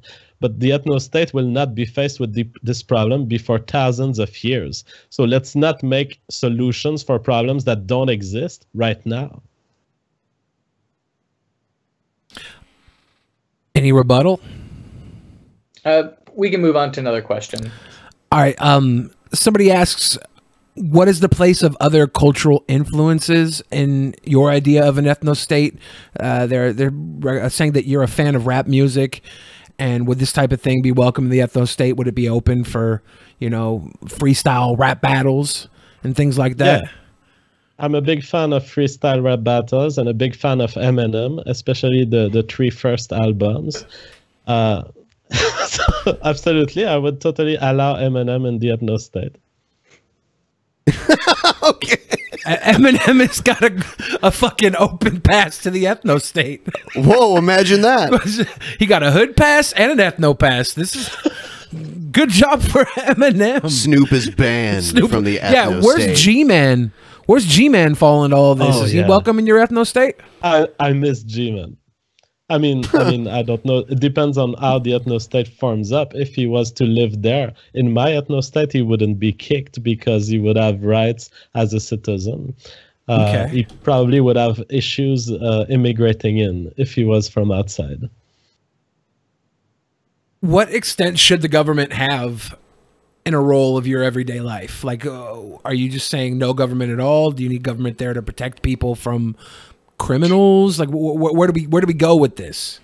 Yeah, I'm some sort of a libertarian minarchist. I know that we're gonna be forced to have some form of law enforcement, and I think it should be pretty much the role of the government: law enforcement, immigration enforcement, and military intervention when needed. As far as the economy, private lives, and everything, I think this can all be delegated to the private sector and to the freedom of individuals who are entrepreneurs and who carry the society forward. I think that the great things of our century have been created freely by free individuals who had the liberties to dispose of their creativity, to let it invade the physical reality, such as the invention of the internet, the inventions of a lot of technologies that we see today. Those have just been made by free people, and the state does not need to manage any aspect of our lives other than criminal prosecution that's needed. And criminal prosecution should always be limited to acts that violate the liberties of others. There should be no crime without victims. Is Islam against the law in your ethno-state completely? Oh, no, but not in mine. It may be in some, because there are some people in the alt-right who are fascist. I'm not a fascist, I'm a libertarian. So in my state, the goal is to let people free to choose the beliefs they want. What sort of media would be allowed? So let's say that ISIS really tries to direct its targeting to your ethno-state. Would you restrict that sort of media access or media ability? Personally, I would be at the level of freedom that we have in the US right now or more. So I don't think that people would be convinced by ISIS propaganda. If it became to a point where this propaganda is so directed and so efficient that it leads to actual crimes, then the state would be entitled in preventing it, because then the act of propaganda could be seen as a conspiracy for a crime. But before that, I'm for IDs being on the public space, free for everyone to view. I'm for liberty, and I believe that the way, for example, the First Amendment in the US works currently shows that the populations of the US will not listen to extremist discourse in any significant way. There are particular individuals that can become problems, but we have the police forces to handle these problems. As far as the general population, I don't think that ISIS propaganda is a problem, and First Amendment principles should be upheld in the ethno-state, in my view. Someone asked, how is preventing freedom of movement not violating liberty? Well, as I said, as far as I'm concerned, the state does not protect the liberties of the people outside, because if you start being an open border libertarian, and if you think that the state has a duty to allow anyone to pass its border, then you are for a world government, obviously, because what makes our states not world governments is the fact that they define borders. So yes, as I said to Kevin, if you want to call this authoritarianism, that's not how political philosophers would call it, because political philosophers would simply say that's nationalism. You can be a libertarian nationalist in that you can recognize that the state of liberty, the bubble of liberty that you want to create for your people, cannot be given to people outside, or else you're going to have free riders. You're going to have people who keep coming in and who change your society. If you want to call this authoritarianism, go for it. I'm an authoritarian for people outside my country. That's basically just fascism. No, it is not. It is nationalism. Authoritarian for people outside of the borders to establish freedom for people with inside the borders is a fascistic government. It's a way to be exclusionary to anybody who doesn't fit the ideal. You can put the label you want. If you are for open borders, you are for our countries to be penetrated infinitely by waves of people who keep coming and who cannot replace the features of the society that you've wished for your descendants. If you're for this, you're for genetic replacement, and then you'll call me a fascist, I'll call you a genocidal genetic replacer. But Jeb, you've conceded that you would allow gene flow to enter your population. You would be okay with the population's demographics changing through time. How is that not the same sort of genetic genocide that you just accused me of? The difference is that one is consented to, the other is an act of genetic replacement that is not consented to. So you know that all 10 million people within your ethno-state are going to be fine as your preference for Asian women slowly changes the genetic demographics, or your preference for Hispanic women changes the demographics of the population. Well, they may not be fine. And if they're not fine, then all they have to do is not make love to my Afasian descendants. And I didn't say, by the way, that I wanted to flood my country with Asians. I said in a specific situation where you raised the problem of genetic flow, the problem that there wouldn't be genetic diversity enough in the ethno-state to maintain it and keep the genetic disorders away from the population. I said, then a simple solution to this would be to allow a little amount of immigration. That's very different from saying, I'm for open borders. I want to be replaced by whoever wants to come. But the effect is obviously the same. The genetic variants will change. Genetic variants in linkage with those variants will change. Haplotypes will change. All of these things that you are talking about trying to prevent will happen if you allow gene flow of any kind to come in. The effect is the same in the same way that hitting you with a feather on your face is the same as hitting you with a hammer on your face. You can make that analogy, but genetically, the distinction isn't there. The distinction is there. Being replaced by 20 Asians in a pool of 10 million people and allowing 40 million Muslims in your country is very different in terms of amount and quantity. If you deny that difference, you are fooling yourself. 40 women isn't enough to offset a deleterious load from inbreeding. It would have to be a large chunk. Bring in 80. Bring in 100. The idea is that the difference between letting people enter based on their own decision to enter, their own decision to suck off from your society, and deciding that you want a certain number of people to enter, those are totally different worlds. So how are you gonna resolve that? Is everyone in the ethno-state gonna vote on the 100 people who can come in and introduce new variants? Is that gonna be the system? Like, how are you going to prevent the same sort of lack of control to everybody in your ethno-state that you're claiming that people in the United States currently have? Because right now it sounds like you're unilaterally making the decisions. Yeah, so the Constitution should limit certain things, and then the rest of the management of the government, such as specific immigration policies being deployed, should be up to the people. Democracy, as far as I know, is the best system for this, while being imperfect. It allows people to decide to manage in certain boundaries allowed by the Constitution.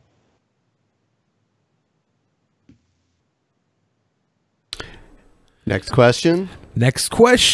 Somebody here is asking about if you think high IQ people should be incentivized to breed versus low IQ people being disincentivized. But you've said already that you don't really value IQ, right? Yeah, I mean, it's a good question whether we should make systems of society that favor high IQ people. I personally am a very high IQ person.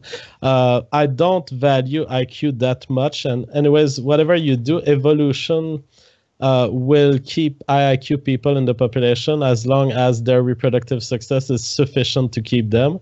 And to the extent that they don't make enough baby, it will kick them out. Personally, I think IQ is overrated.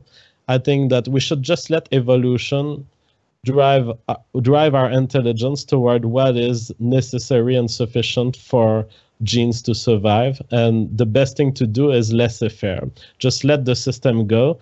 If someone is too stupid in our society to survive, they will end up not surviving or not making enough babies, and they will be replaced by more intelligent people. But let us not make the system in an intentional fashion, because there's no sign that being more intelligent is necessarily better from an evolutionary perspective. Don't stupid people breed more than intelligent people, though? Absolutely. That's what keeps the curve of the IQ of the general population way below people like me. You mean people like me as well, right? Yeah, like us intellectuals. Yeah, people like us. Somebody asks, what do you believe Kelly Weil, the woman who wrote the article against you on the Daily Beast, what do you believe her motivations were? Well, I don't make calls of motivation because she's probably a young journalist, and her motivation is probably to get an article that will get views and clicks. So I guess that's the furthest I would go into her mind. I don't do attributions of intent because we don't know why people act, and it's very messy in the brain. People may not know why they act always themselves. Yeah, like you like legs too, and not just Asian women. You have a lot of fetishes, right? The leg thing, it was a joke that I did on a stream once, and yeah, I don't particularly like legs. I mean, I like seeing legs, seeing boobs, seeing ass of woman, but I don't particularly obsess with legs. No. In your ethno state, if the alt-right sympathizers are more dominantly male, are you open to like a cuck culture since there's going to be more men than women? I mean, things like gender ratio, they self-correct because evolution always drives toward 50% male, 50% female, at least in a meiotic species like us. And so I'm not worried about gender ratio. This will be self-corrected within 100 years. But at first, the cucking is okay? Like watching? You mean gay alt-righters fucking themselves? No, not gay. No, cucking. Like where there's more men than women, so some men are gonna have to sit back and watch, right? Or I guess you could introduce ménage à trois. It's a good question. So would there be tripartite marriages? Personally, I would be against. I think it's too messy. I think the best family system is a serious man and a serious woman staying together to raise the kids. So, but real quick, how do you expect the gender ratios to adjust themselves without the typical mechanism, which is migration from other populations? There's no mechanism that makes it so that the body senses what gender is being produced, and so it offsets it. The exact mechanism in which it happens is unknown, but migration is a great contributor to changes in sex ratio in nature. Migration is a severe disbalance to some of these. For example, there's lots of migration from Middle Eastern areas within the last few tens of thousands of years that was essentially males leaving Middle Eastern area and fucking white women. In fact, these acts of fornication is what led to the Jews. So sometimes the migration is a disbalance to an already established equilibrium. Now you ask, how do I expect in an ethno-state the gender ratio to balance? Simply because births are 50% female, 50% male on average. And so after a couple generations, you wouldn't have the initial disbalance of gender ratio. These questions are starting to get a little more like personal, asking, not personal as in like, you know, you're more about your sex life, but more about like, what inspires your YouTube career? Like, is there a YouTuber that inspires your YouTuber career? Like, what's driving you? You know, as a YouTuber. You can ask any questions. I'm willing to answer to the fans. What drives me as a YouTuber? I mean, I have a very complex story on YouTube. I consider that The Drunken Peasants is my home, and this is where my YouTube birth has occurred. Although I had previous projects on YouTube, they were very low viewership. Coming here on The Drunken Peasants and talking to the fans, that was a great moment of my life. Now, what drives me? I'm driven by liberty in thought and liberty in creative production on the public space. I want to create an environment where ideas can be debated in what we now call blood sports. I didn't choose the name. The name was invented by Tonkosa. And it was then attributed to us by our enemies because it started to be right-wing watch saying, oh, internet blood sports is a new right-wing type of stuff. And now I adhere to this view that, yes, we can have debates about everything. Every idea must be tested by a debate. We have to have people coming on shows, and we have to have hours with them to tease these ideas, to try to get to the bottom of it, to try to see how they can resist to the most violent process ever, the full questioning with nothing retained, no taboo. We just question all ideas in blood sports. That's what I stand for, and this is what will be my contribution to YouTube. Now, there are aspects of my personality. I like to sing. So on my stream, I sing. Maybe some of you have seen my singing of Bang Bang. I watched that earlier today. it was pretty good. Someone put music over it, and I really like the montage that he made. So yes, there are aspects of my personality that will invade my contribution to YouTube, but the center of what I do is I want to allow public prosecution of IDs, almost like liars fighting the best for their ID until truth survives, like bubbles rising in a pizza dough. You know the bubbles aren't supposed to be there, right? Like that's bubbles are not supposed to the be bubbles in the bubbles that rise in the pizza dough are actually because the dough is too old. And the bubbles are creating these air pockets. They're not supposed to be there. It's a defect. You're talking about the big air pockets. I'm talking about in the dough. The bubbles that make the dough rise.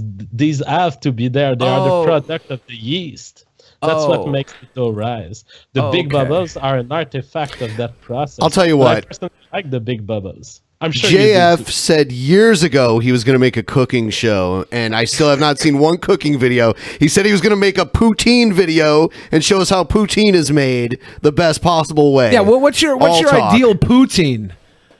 You're a Quebecer. This should be good. I mean, the thing is, I've eaten dozens of types of poutine, from the classic poutine that's just fries, cheese curds, and brown sauce.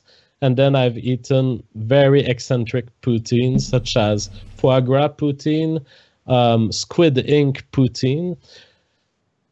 There's nothing much to be said about eccentric poutines. They are an interesting exploration, but the true poutine is very simply gravy, potatoes, and cheese curds. You don't get better than this. You get more eccentric, you get creativity, you get things that you want to try once, but that it boils down to the very simple poutine. That's the best poutine. Do you find it ironic that poutine stems from such long-standing cultural exchange between differentiated groups? Potatoes domesticated in South America, pastoralism originating in the Middle East and convergently in Europe and Africa. There's a little bit of irony to that, I think. I think JF wants to take everything. Exchanges of IDs. I'm totally for learning from other cultures. Well, the big deception of today's world, which convinces people like you, who in my view are very naive, is this idea that we cannot exchange without being replaced. We can.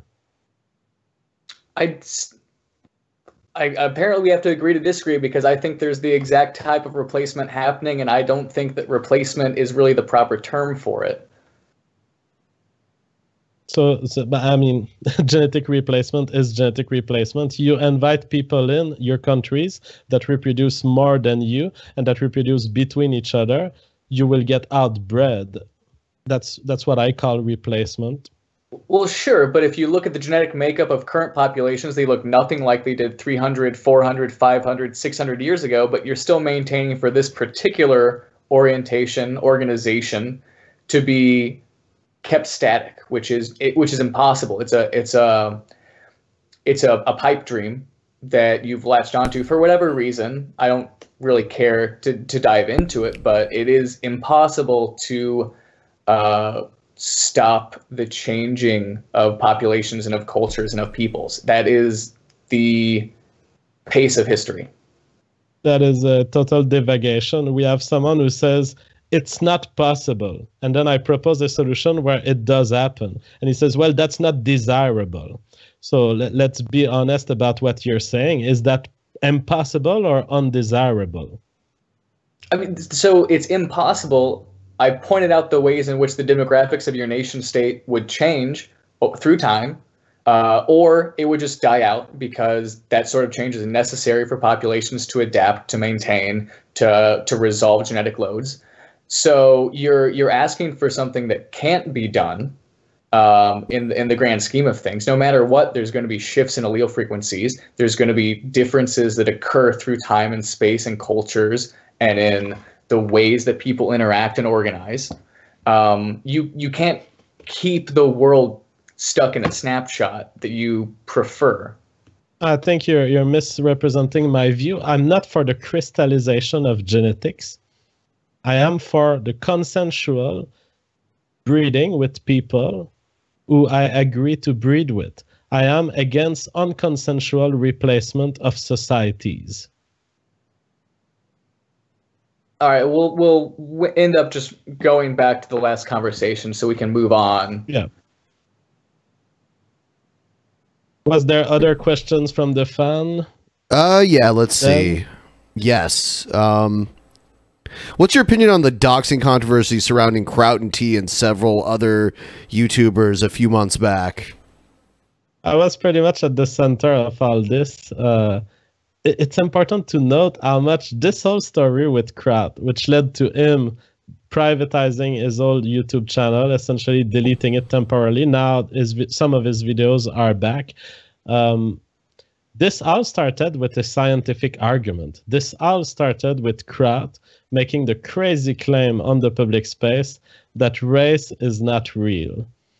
And I owned him so much on that claim that he reverted to dirty tactics. He made so much errors in his scientific video series that he was pushed into self-shaming himself out of the internet. Now, what this led to is Kraut started being frustrated and started accumulating information about individuals, including me, Coach Red Pill, and people who he thought who are in the alt-right, but people like Coach Red Pill, for example, are not even alt-righter. So he was pissed off that he lost the scientific argument. He went for personal digging of stuff on people. And this was done in a Discord server where several Jewish people were coordinating arguments. They were coordinating release on the public space. And Jeff Holiday, for example, was involved and has now recognized on the public space. I admit that he lied, that he was involved in this server. How did you know they were Jewish, by the way? Oh, well, because of admissions on Twitter. For example, Kraut admitted on Twitter, Sandre hinted on Twitter too. So these people, they self-identify as Jews.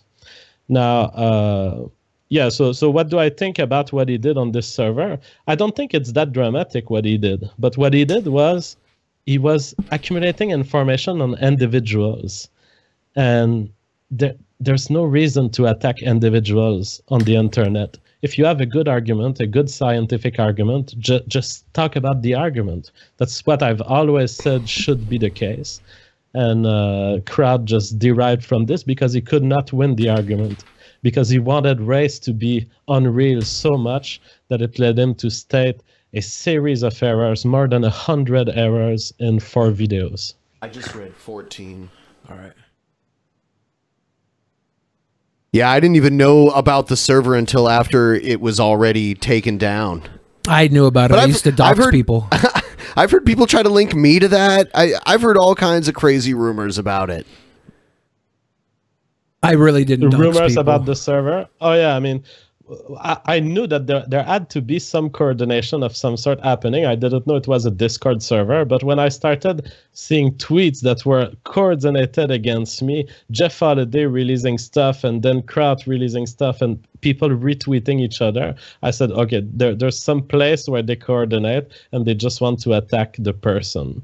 Those are just ad hominems. And as we've seen in the history of the internet, this will all disappear. What remains is the truth. So care about the truth, make arguments for the truth. JF, is the map behind you, are those blueprints for your ethnostate?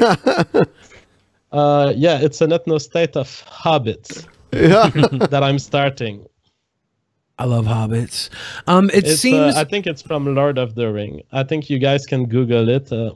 Yeah, Provincia if you just Thanos? Google Provincia Vouloru, VoulorU, I think that you will find the origin of this map. It seems increasingly so that YouTubers in the skeptic community are fracturing and filing into smaller subgroups. Where do you see the future of this type of channel heading in the future? It is beautiful to see the huge rifts that are developing between people, creating differences and conflict. I love it. I think that that's what the internet should be for. What we had is a first I would say that the atheism plus stuff, there were secularists on the internet, and atheism was a big thing on the internet more than 5 years ago.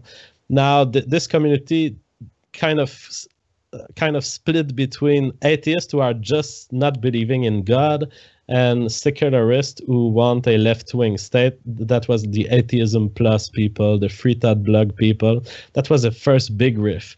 Then there were other rifts. There was then Sargon of Akkad and his band of political thinkers.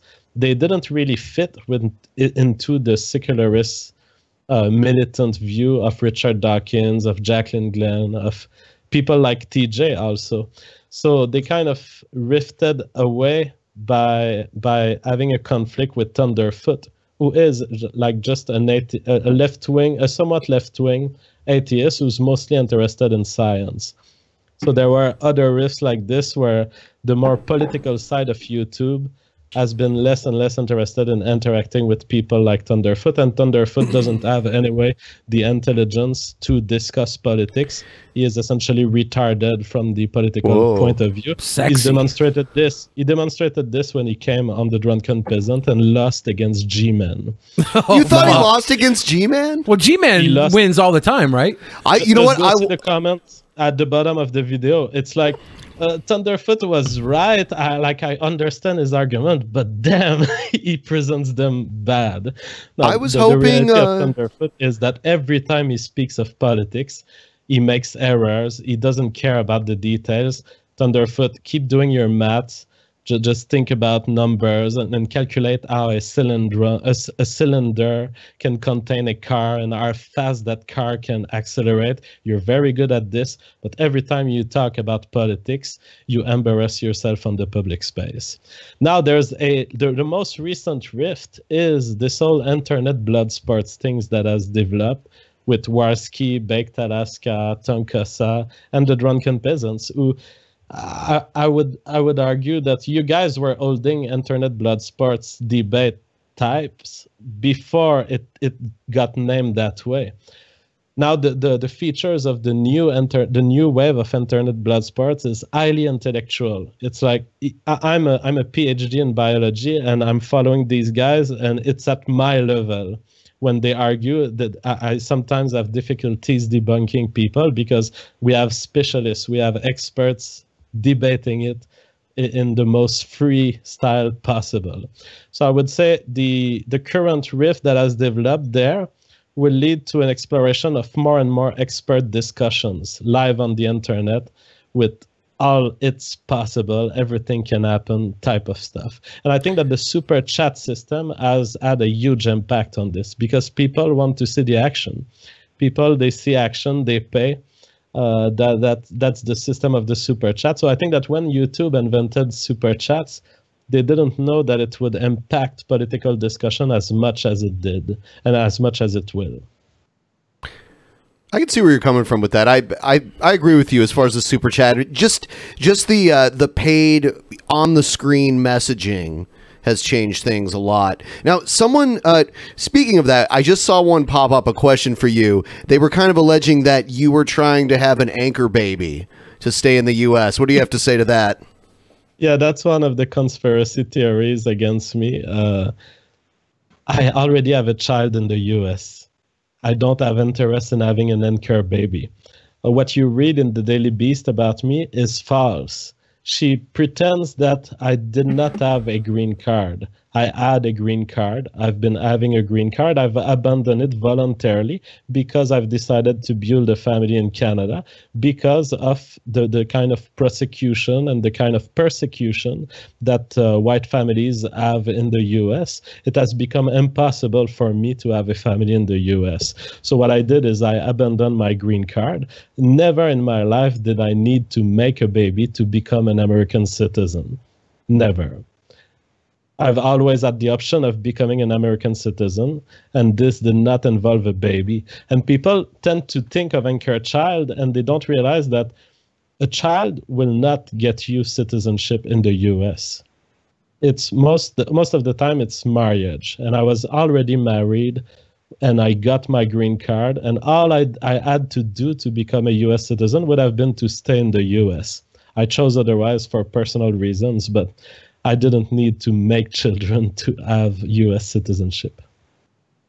Can you spell Houston backwards? What? Houston backwards. Yeah. Notesuoh. Yeah, that was one of the questions. I can't spell Houston backwards. I'm very intelligent.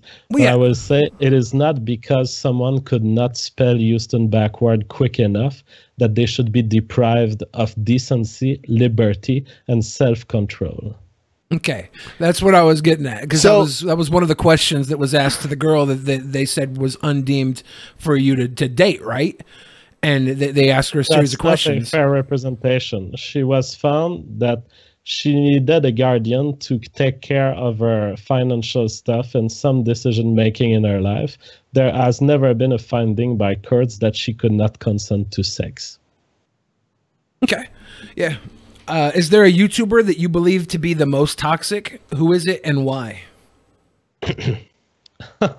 There are different levels of toxicity. There's like the sewer level, which is kind of Destiny type, who will do ad hominems, who will lose arguments and who will start yelling and like a child, like yeah, and he's gonna start attacking you at the individual level with ad hominems when he lost the debate. That's exactly what he did with me. That's the sewer level. Then there's the kind of upper level, like dirty street level, which is people like Thunderfoot, who they don't have the intelligence to engage on political subjects, but they shoot little arrows.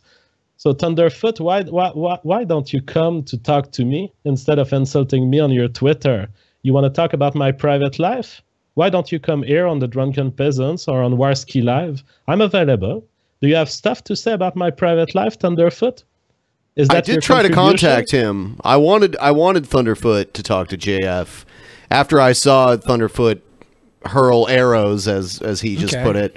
But I wasn't able to contact him. I'm not really in that direct of contact with him though. So earlier when you brought up ad M&Ms, are those like peanut M&Ms? You know what he's saying. Ad hominems. Yeah. Oh yeah.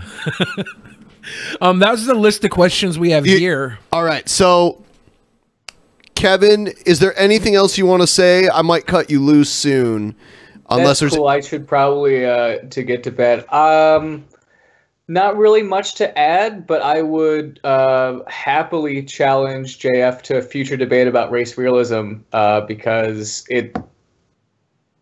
he's all about getting to the truth, and he's not there. So, do you know anybody who would be better suited to challenge JF than you? There are tons of people. It's just that there's a difference. There's a gap between people with more knowledge or as much knowledge and recognition of this strange intellectual circuit that's developed on YouTube. Well, if you could send somebody right now that wants to learn more about, the counterpoint to JF, where would you send them to? Who would you recommend?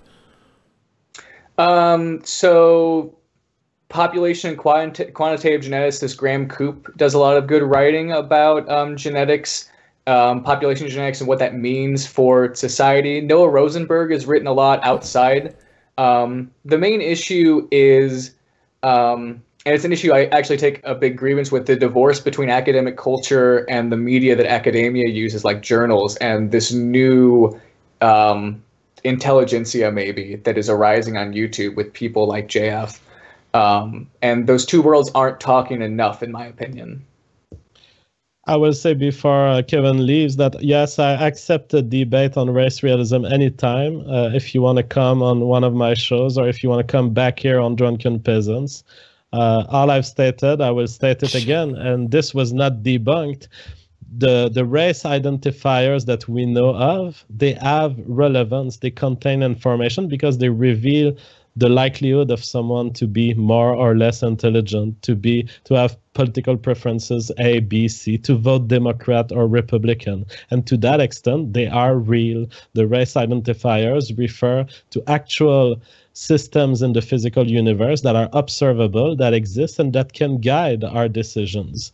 Now, we have the classical reference to academics. Some academics out there who know some truth that would debunk JF, but these academics never show up. I'm on the internet every night. I'm ready to take on anyone. Your academics don't exist. Their truth are those that you imagine in your head. I mean, if I can be so bold, it's because they don't know you exist. And the reason for that is that this is, as far as academia is concerned, a pretty insignificant venue. It's outside of the realm that academia cares about. Academia is becoming more and more driven to maintain itself through journals and through conference presentations.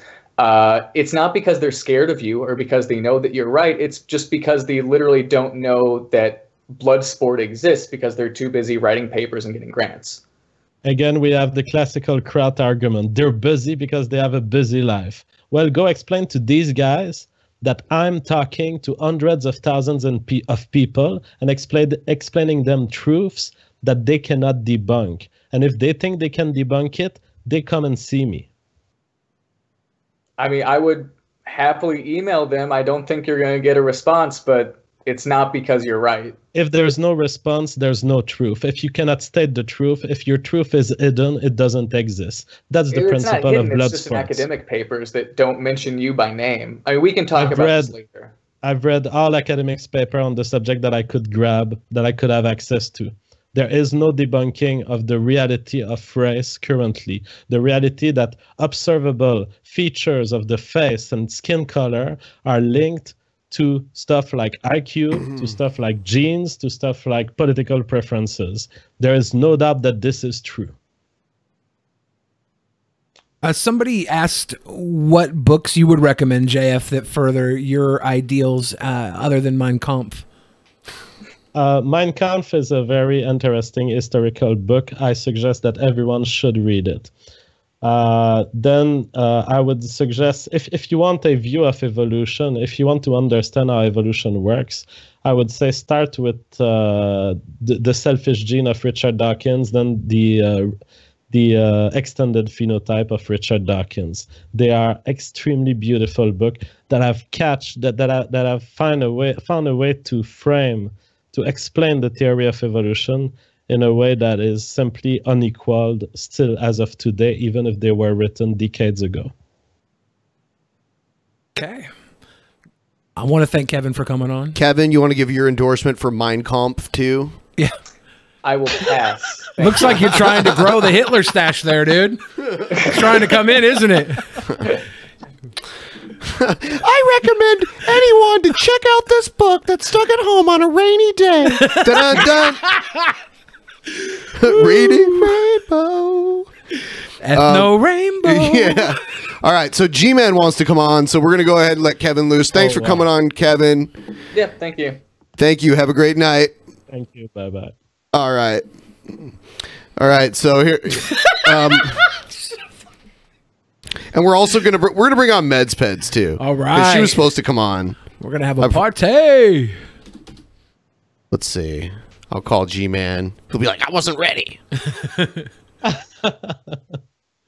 Is this gonna be a sequel to the rap battle?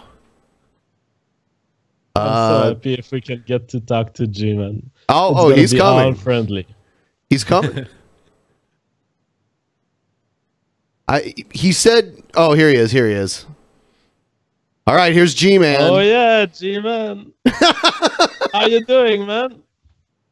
I'm all right. I have to ask you something, JF. Oh, why so serious? G-Man, give me a hug, please. I'm so happy to see you again. Why are you starting so serious? Come on, give us a second of a smile. I heard you say, that's why. But you know, it is a hug. There you go. Oh, he gave you an air hug. Okay, so let's get down to business here, okay? You tell me if I just heard you correctly. Was you just endorsing Mein Kampf?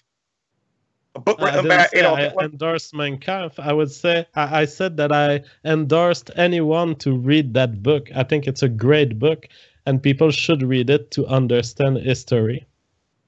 G-Man has a book recommendation. So you're talking about reading it for historicity. Yeah, to understand the history of World War II, I think you need to read Mein Kampf. But all Hitler does in that book is lie. Even if it was all lies, it would be still a good insight into the head of Hitler as he was advancing toward power. Now, I would say you cannot say that all of the statements in these books are lies. For example, there are very simple statements, such as Jews are a race. That is a very simple statement. That is not a lie. We have the genetic evidence. You know what I mean, JF. You know what I mean, JF. Okay, are you so you're saying it's not all lies. Are you anti-Semitic? Am I anti-Semitic? You would have to define it because it depends on the circumstances. Do I hate the Jews? No. Okay. Are you against the nation of Israel existence? I'm against its state in existence in a violation of a minority native population that are the Palestinians. I'm not against the principle of having a Jewish state exist. You do understand that before they were kicked out of before the Romans did what they did with them and they were dispersed throughout the world, that before the Palestinians were there, the Israelites were there first, right?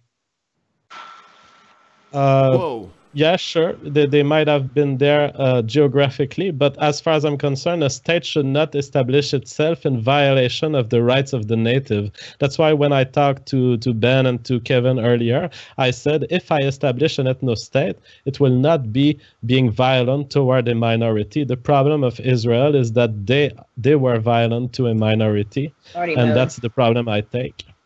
How do you feel about the United States existing? Yeah. Who's this new person who said this is the Meds Peds? The United States beat up on the Native American Indians that were here, and we became a country. How do you feel about that?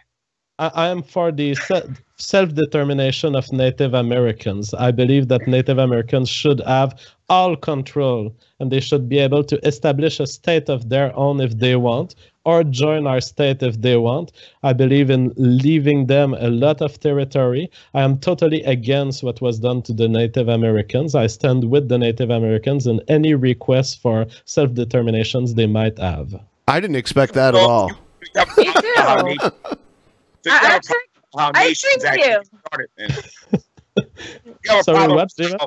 You have a problem with the way nations are established. And like if a nation goes to war with another nation, you don't believe that the winning nation has the right to do with the land that they want. Then you don't believe in like you don't support that, right?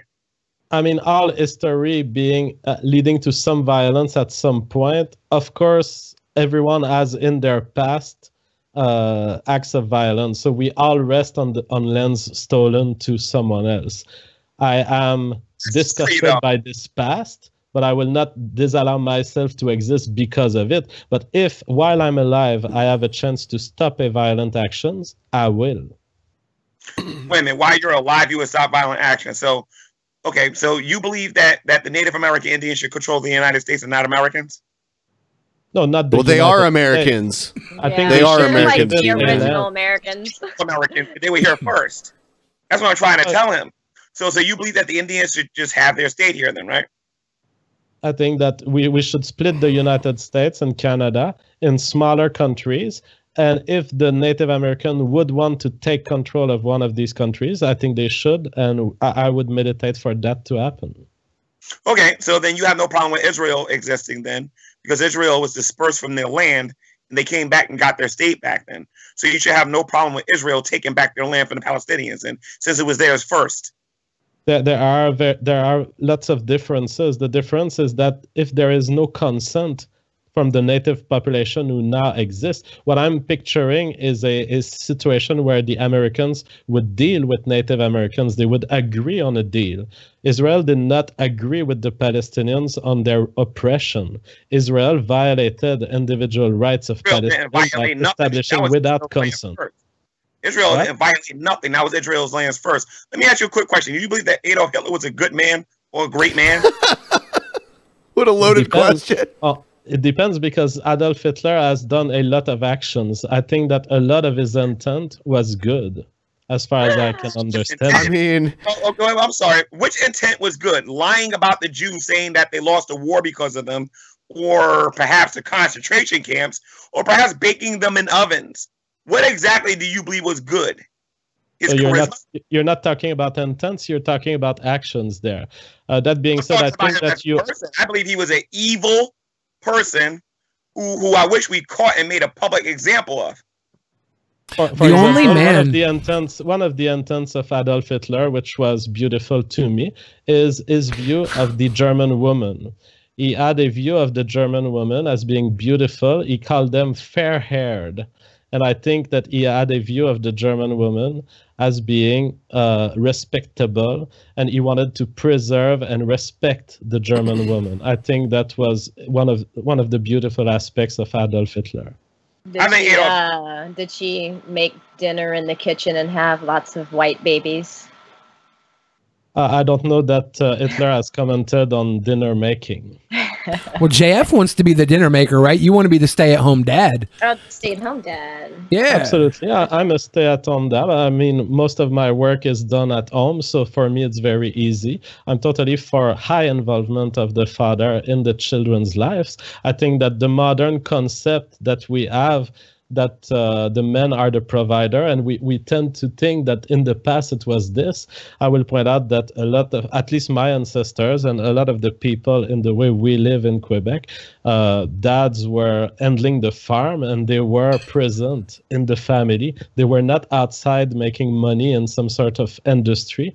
They were purveying for the needs of their family, and they were present in family life. That's how I live my life and how I want to live it. I mean, I actually find that commendable. I thought you would have been one of those men go to work and women take care of the kids. Like that's just what I thought. But you know, props there. That's cool. Hey, JF. Okay, have you ever watched GTV before? My other channel at all? GTV? Yeah, I have a channel called GTV, and I just recently made a video claiming that evolution was responsible for is responsible for a lot of the racism that we have here today. You should take a look at that video, and you need to think about what you're saying right now, because you're validating a lot of the things that I said on that video. But anyway, I would say on your statement, first on your statement, did evolution lead to racism? I think it's almost sure that it's true. So I would agree with you on that. Our racial preferences must have evolved. All of our preferences are encoded by the brain. The brain is created by the genes. So yes. Now, what do you say it is that I confirmed today in your video? Okay. Before I do that, I have to ask you a question. You said that these things are encoded in our genes and whatnot, right? Okay, that's evolutionary belief, but that's also a moral belief too. And what is the basis for your morals on that is? What is the basis for that? The basis of my morals? The basis for your morality. What is it, so I can hold you accountable to it? Well, I'm a moral nihilist. So first, I do not claim that there's any meta-ethical framework that is objectively true. Now, if you ask me the basis for my moral decisions, so why is it that I prefer making love to Asian women or making the sandwiches for my babies? These are encoded in my brain. My brain is produced by my genes. So the basis for my moral decision-making is the neurons in my brain. And you think it's gene-based? On the neurons in your brain, how do you determine which morals are right and which morals are wrong? Because if it's according to your own personal opinion, then guess what? My morality is also based on my neutrons and all that stuff in my brain and whatnot, right? I can go get a revolver and shoot somebody in the head. Does that make me wrong for doing it? Yes. I think, I think JF already thinks your genes are wrong, dude. My own mind. What has happened to drunken peasants? Well, I'm not even the one making the worst racist statement. I love you guys. Earlier we had an evolutionary biologist saying that Jews have a genetic problem. Am I wrong for doing that? Well, the term wrong, if you're a moral nihilist, becomes a very complex question because it depends. Are you wrong by the standards of your own brain? Well, clearly not, because your own brain decided to do it. Are you wrong from the perspective of my brain? Well, my brain sees stuff in the universe, and my brain interprets stuff and says, I don't like that. I don't like that you just killed someone. And so by the perspective of my own moral preferences, you are wrong, but not in an objective fashion. Is that absolutely true? No, it is not absolutely true. And you're just expressing your own opinion then? Absolutely. I like vanilla. I like there's like laws and stuff, though. You know, like we live in a society, and we've collectively decided that it's wrong to shoot people in the face, unless, of course, it's self-defense. So that probably has something to do with it. It is objectively wrong for shooting someone in the head, and if you do that, you're probably going to go to jail unless it was self-defense. Mm-hmm. So. Sorry, JF. No one cares about your personal opinion and what's going on in your head. As it turns out, there's tens of thousands of people who do care. And it's just they say more than that. We're like millions. But get back to the whole race issue. You sound like you do sound like you're anti-Semitic. You sound like you hate the Jews. Really? In what way? Well, how about this? How about this, G-Man? Okay, JF, do you think the Jews control the media in the United States? The majority of it? That's an observable fact. They are overrepresented in the media. I wouldn't say they control it. They are overrepresented in positions of power in the media and financial networks. Are you a conspiracy theorist? Because the Rothschilds, I believe that that they're Zionists, but that's about it. You can't say that everybody that are billionaires are Jews. Like there are knuckleheads on the internet that actually believe that the people living in Israel are all part of the Illuminati, and I really hope you're not that dumb to believe that. G-Man, let me give you an intellectual trick so you will elevate yourself from this episode. Please elevate myself. Always care about what the other says. Did I say all billionaires are Jews? You said that the Jews control the media. And that they're represented. I didn't even say that. That's the beauty. The beautiful thing is that you have layers of wrongness in your brain, and I'm gonna dig through it. Papa Jeff is gonna clean the public space from your lies, G-Man. All right. Yeah. Let me explain what I said. I said Jews are overrepresented in media positions of control. Okay, I tell you what. Since they're overrepresented, who are the people not being represented in the media? Because lately, all I hear is LeBron James, Donald Trump, LeBron James is a secret Jew. Yeah. I don't know what you're talking about. Every time I turn around, they're talking about LeBron. They love Donald Trump in Israel. So because there's a few people who I talked about positions of power. I talked about position of power. I didn't say that if you listen to CNN, you will see Jews. I didn't say that. A news station, so they talk about. Don't you see that? I mean, like, yeah. I mean, you see it all over the board, really, right? I mean, like, it's not necessarily. Hollywood. Yeah, but it's not necessarily slanted in any direction, though. Would you say? I mean, what do you think they're trying to do, in your opinion? Like, why? What sort of message are they trying to convey? It's a good question. Whether there's is there a coordinated effort by Jewish people to deceive? I don't even know. I think that Jewish people, they have a coordinated system of in-group preferences that leads them to hire themselves. That's probably what leads to the overrepresentation. I don't believe there is a conspiratorial coordination. Now, there are conspiratorial coordinations that were found in WikiLeaks. So there are Jewish billionaires in the US currently who are funding the Democrat Party as a way to subvert the democratic process to control the US state and to benefit from it. I want to give a listen to Alex Jones. Huh? I want to give a listen to Alex Jones. What's the relevance of this question? I've been listening to Alex Jones. No, I'm just serious. It's Alex Jones and a whole bunch of other truthers say that. How long have you been in the truth movement? I'm not in any movement. See, that's where you lose, J-Man. When you have to make up stuff to have an argument, when you have to make up false stuff, that's where you ridicule yourself on the internet. I'm making up false stuff about them saying that the Jews are running the government and they're controlling they're controlling the voting system. Doesn't Alex Jones talk more about like lizard people and demons and stuff like that? Yeah, Alex Jones. I don't. Yeah. Frogs, you know. For breeds poisoning you. What is it? I don't know. I think that's more his thing. I'm sorry, I didn't get your name. What's your name, ma'am? I am the Meds Pets. I'm just a patron. Just, you know. Oh, here. Yep, I got you. Cool. So JF, you sound like you've been listening to a lot of the truthers on the internet, because this is what the average truther says on there. That's where you're wrong. What I look at are facts. So, for example, my opinion on the Jewish coordination between Jewish billionaires and the Democrat Party is all sourced through a look at the raw data that was released by WikiLeaks. I don't listen to people. Unlike you, that's your problem, G-Man. You listen to people and you believe. What did you say? How do you feel about Caucasian billionaires? Caucasian billionaires? Oh, yeah, there are some of them. Yeah, Bill Gates. There's one. My billionaire was Greek. Yeah, you talking about the Jews a lot. What are the Caucasian billionaires doing? Well, there's Bill Gates, for example, who funds stuff in Africa. Did you know he's also involved with population control too, and wants to create a virus to reduce the population? Where's the papers for this? Hold on. Who listens to InfoWars? That is InfoWars right there, exactly. Chemtrails.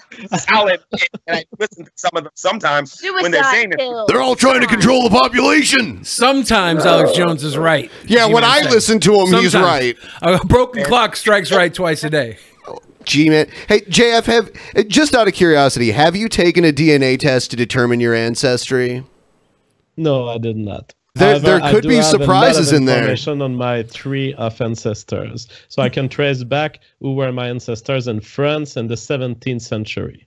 I took 2 of the more popular DNA tests, and I got different results with 2 of them. Really? And one of them did say that I was 1.7% Ashkenazi Jew, but the other one said that I had something else. Mine said I was like 0.01% Ashkenazi Jew. Like you know what? There's a conspiracy theory going around the internet. I've heard of that.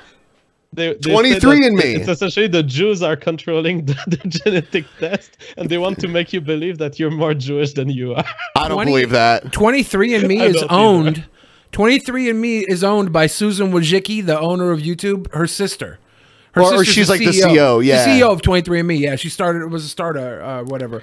She's right there. So yeah, my 23andMe test did say I had like 1% Jewish ancestry, but then the other one I took said that my ancestry came from like Armenia, like that area over there. I had 1% of that. So I don't know.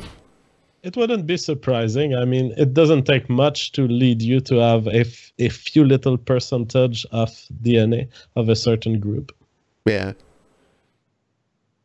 JF. Hey, JF, do you live in the United States or you live in France or something?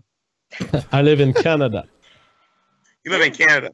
You know what? I got a recommendation for you. There's this group out there called the Black Hebrew Israelites, right? I think you should meet them and tell them what your views are. And what are my views?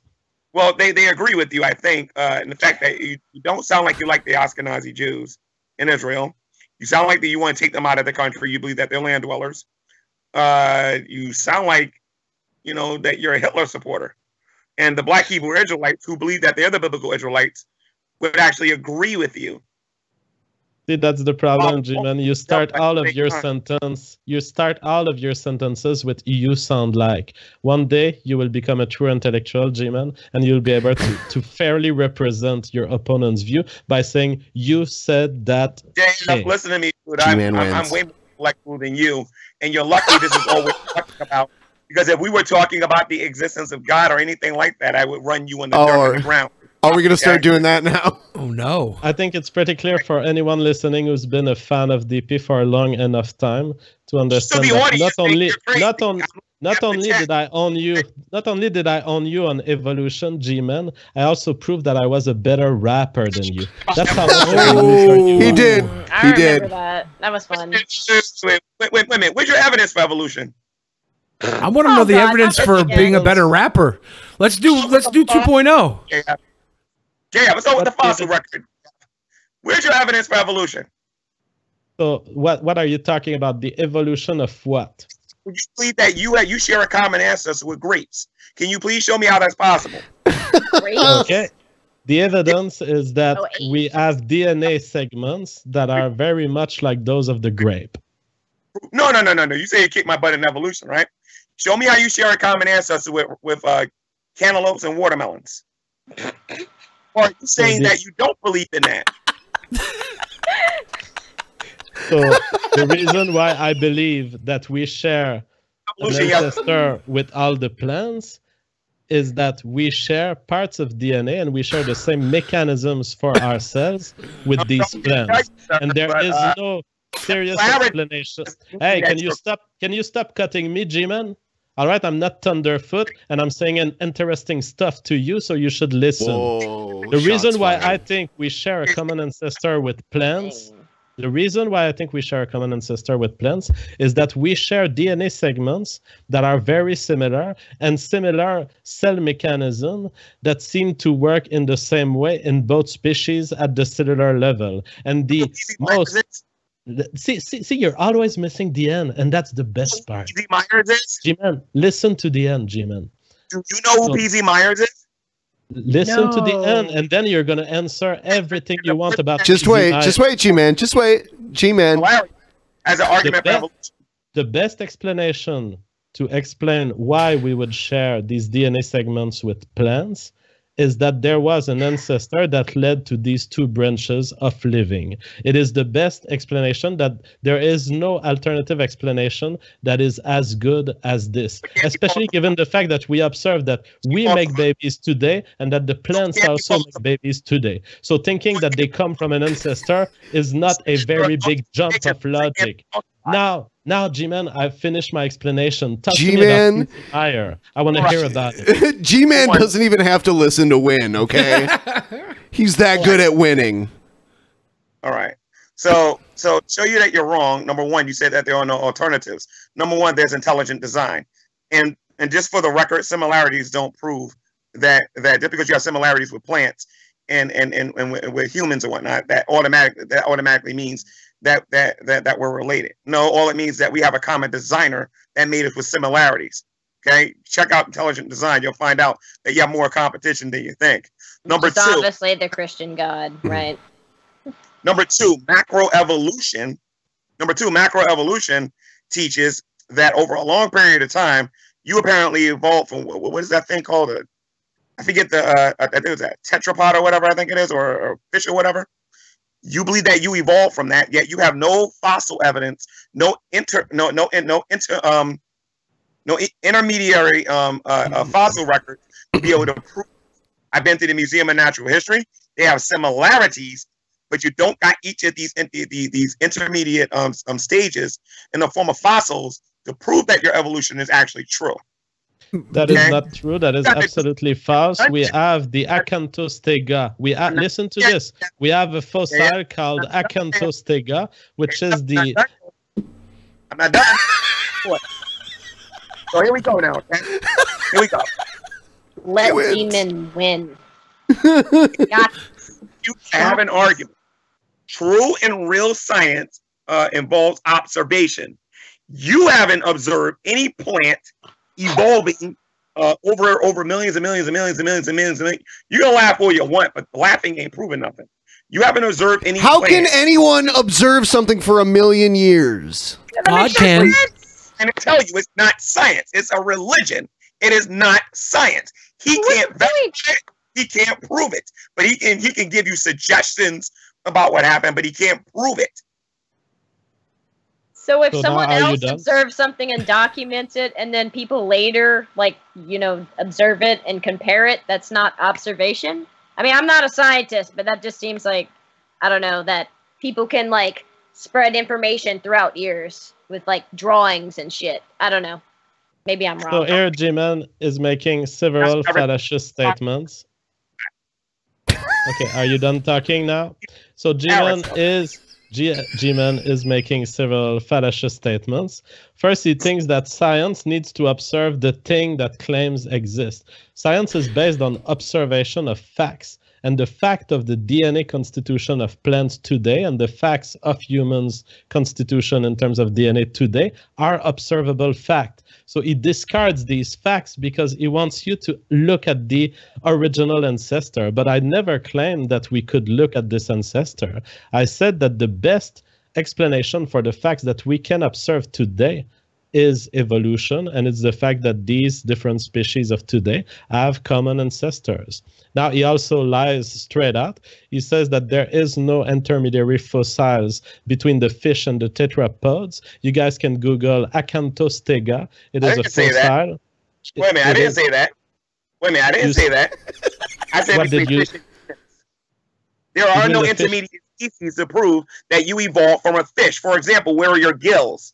What is your explanation of that? Where are your intermediate fossils for each individual stage to prove it? What you do have is when you go to a museum, you have plaster of Paris, and you have a bunch of copies. You don't have the originals to be able to see whether or not these animals evolved into the things that you're claiming. What you have is a religion and a belief. And by the way, you said that it goes by observable facts. That would have to mean that you're going by empirical evidence. If you're going by empirical evidence goes by what you actually see. And what atheists tend to do, or should I say evolutionists, what they tend to do is they like to hijack what science means and forget that science deals with observation. You take away observation, sir, and you don't got evolution no more. If you want to sit here and try to argue that you're related to a cantaloupe and a Fruit Loop and all that other stuff and whatnot, that's you. You on faith. But if you're going to try to say that is science, you got to actually back that up. Why do you always throw fruit in there, G-Man? Why do you always use fruit as an example? Do you just think that sounds more ridiculous than like a flower or a tree or something like that? I think a lot of times I do that to try to be funny. But I can say a horse, I can say a cow or whatever. But I say we evolved from Fruit Loops. JF ain't got no proof. And JF, he ain't got no proof. He's taking the word of scientists the same way I'm taking the word of theologians that they studied about God and that they're telling me the truth. It's the same thing. No, and JF, but don't you on this topic? Trust me. Don't you think an idea that was tested like yesterday is better than an idea that came from 2,000 years ago and hasn't had much accurate updating since? I apologize. Can you repeat that again, please? Well, don't you think that a theory that has been tested as like recently as like today, yesterday, and stuff like that is a little more realistic than a theory that it was put in place 2,000 years ago and hasn't been updated other than when kings or queens decide it's time to change the book around? I believe that there's more evidence for the existence of Jesus Christ and for the biblical events than there is that I share a common ancestor. There's almost no evidence that Jesus Christ existed. I'm sorry, say that again? There's almost no evidence that Jesus Christ existed. According to who? Because I got secular sources that said he did exist. I mean, so there were several different people that existed that did what he did, and they just kind of put it all together for the sake of the religion. That's why he was in so many different places, like way across the world at once. It's kind of how that works. You another person called Jesus in history that claimed to walk on water, claimed to be the son of God, born in Israel, never broke a bone, or any of the other 300 prophecies that he would have to fulfill. JF, do you have a position on the historical figure Jesus? Yeah, I mean, he's Jewish too, JF. Bring it. Come on. He's Jewish. Personally, I don't have a strong opinion whether a guy named Jesus actually existed or not. Let's say that he did not exist. Well, okay, the Bible is then a whole fraud. Let's say that he did exist. Okay, there was a guy yelling, I'm the son of God at some point in history. I have some news for you. There are thousands of guys yelling this on the street every year. That doesn't make it true.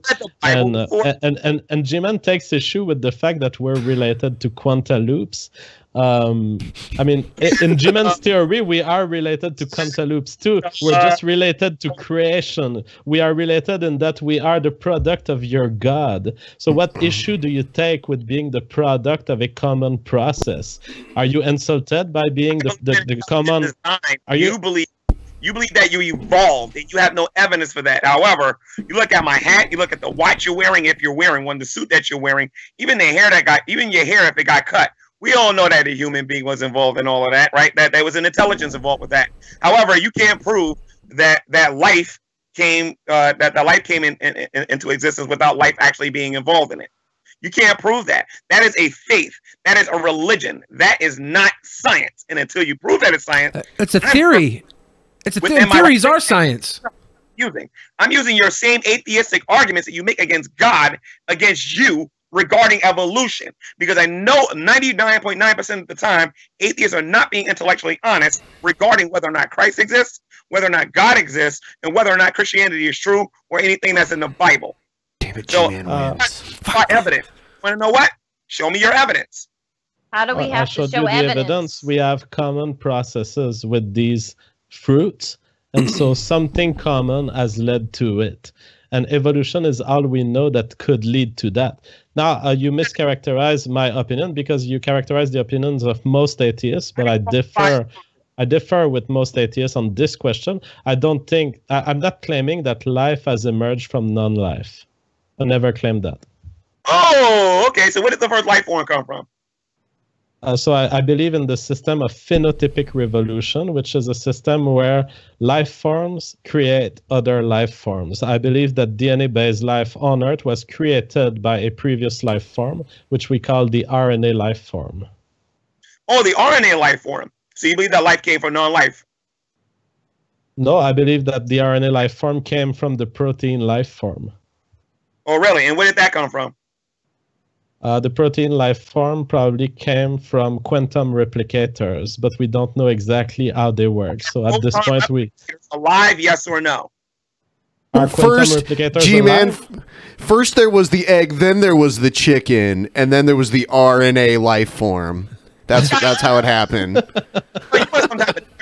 The bottom line is that you believe that life came from non-life. The farther you go back, the more and more you're going to realize that you believe that life came from non-life. And if you believe that life came from non-life, that's something that you got to prove. And by the way, can that be proven in a laboratory, JF? Can Jesus' existence be proven in a laboratory?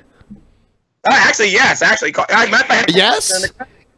His existence is proven in a classroom, and I can use it to prove it. If only they would allow him in the classroom, we could prove it. Simon Greenleaf was an atheist lawyer who put the resurrection to the test, and he came back after doing all of his research and determined that the resurrection actually happened.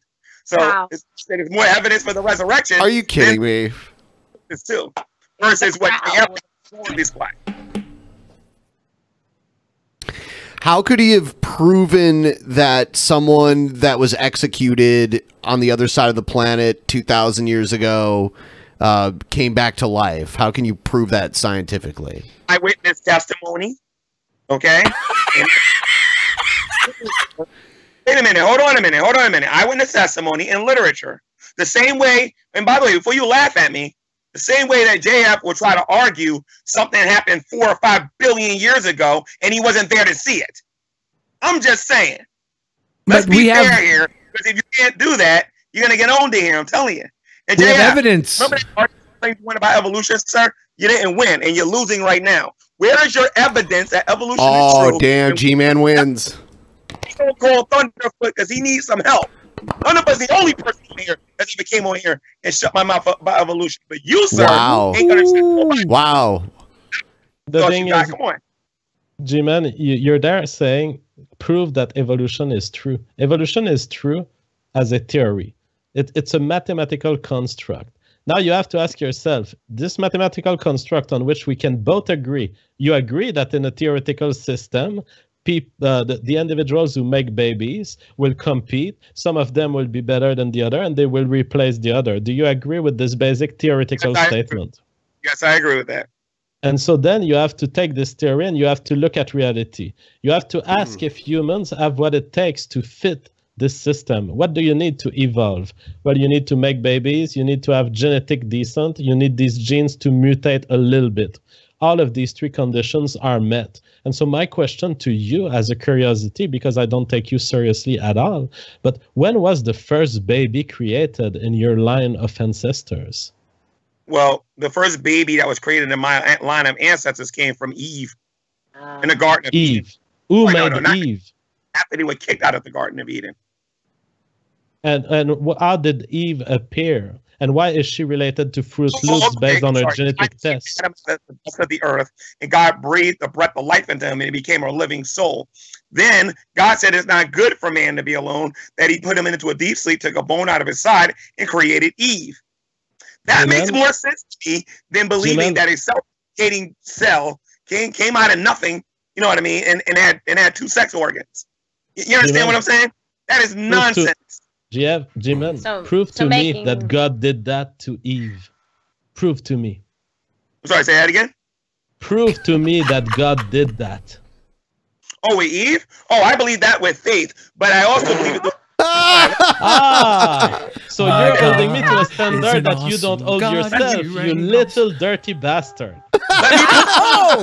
I believe evolution. You're gonna run, you're gonna let me prove it. Are you gonna run? You're gonna let me prove it. Okay. Prove it. So where do your parents come from, JF? Where does my appearance? No, your parents, your mom and your dad. Where did they come from? They come from their parents. And where did their parents come from? They come from their parents. Where did their parents come from? They come from their parents. Now. Nowhere in that lineage do we ever come to the conclusion that it came from some proton or some neutrons or some proton particles or whatever. If you keep going back, it's always going to come back from another human being or another life form. So if you go back farther enough in our ancestry, it's going to go back to Adam and Eve. That's all the evidence I need, because you know what? It's still better than believing that a single cell came from some soup that became a multi-cell and became a bigger multi-cell and became all these other things that you guys claim. That's nonsense. The problem is that there are single cells coming from some soup every day in everyone's sexual organ. It's happening at this moment in Billy's testicles. Yeah, and there are life forms in Billy's testicles too. Okay? There's what? According to abiogenesis, there was no life existing then, and that is the part that's going directly over your head. There was no life forms there. There are life forms in his testicles. As I indicated, G-Man, you're facing a finer opponent than anything you've faced before. I don't, G-Man. Zero is always going to zero. 0 minus 0 is always going to equal 0. Life does not come from life. I don't believe in abiogenesis. Yes, you do. No. Yes, you do. No, I believe in phenotypic revolutions. You can read my book.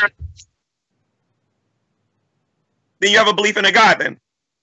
No, I don't believe in God, but I don't believe in abiogenesis. Where did the first life form come from? I don't know. Okay, so if you don't know, then why are you talking to me about then why are you talking to me about evolution or anything like that, since you don't even know where the first life form came from? Because I can talk about the evolution of the life form we know while not knowing anything about the first life form in the universe. And you're into hoping and speculating, but you can't even give me a sound, rational argument about where the first life form come from. Because someone who states on the public space, I don't know. Okay, I have no burden of proof because I say I don't know. You say that you know, G-Man. Yeah, he uses the God of the Gaps fallacy, you know. Wow. I can't explain it, therefore it's God.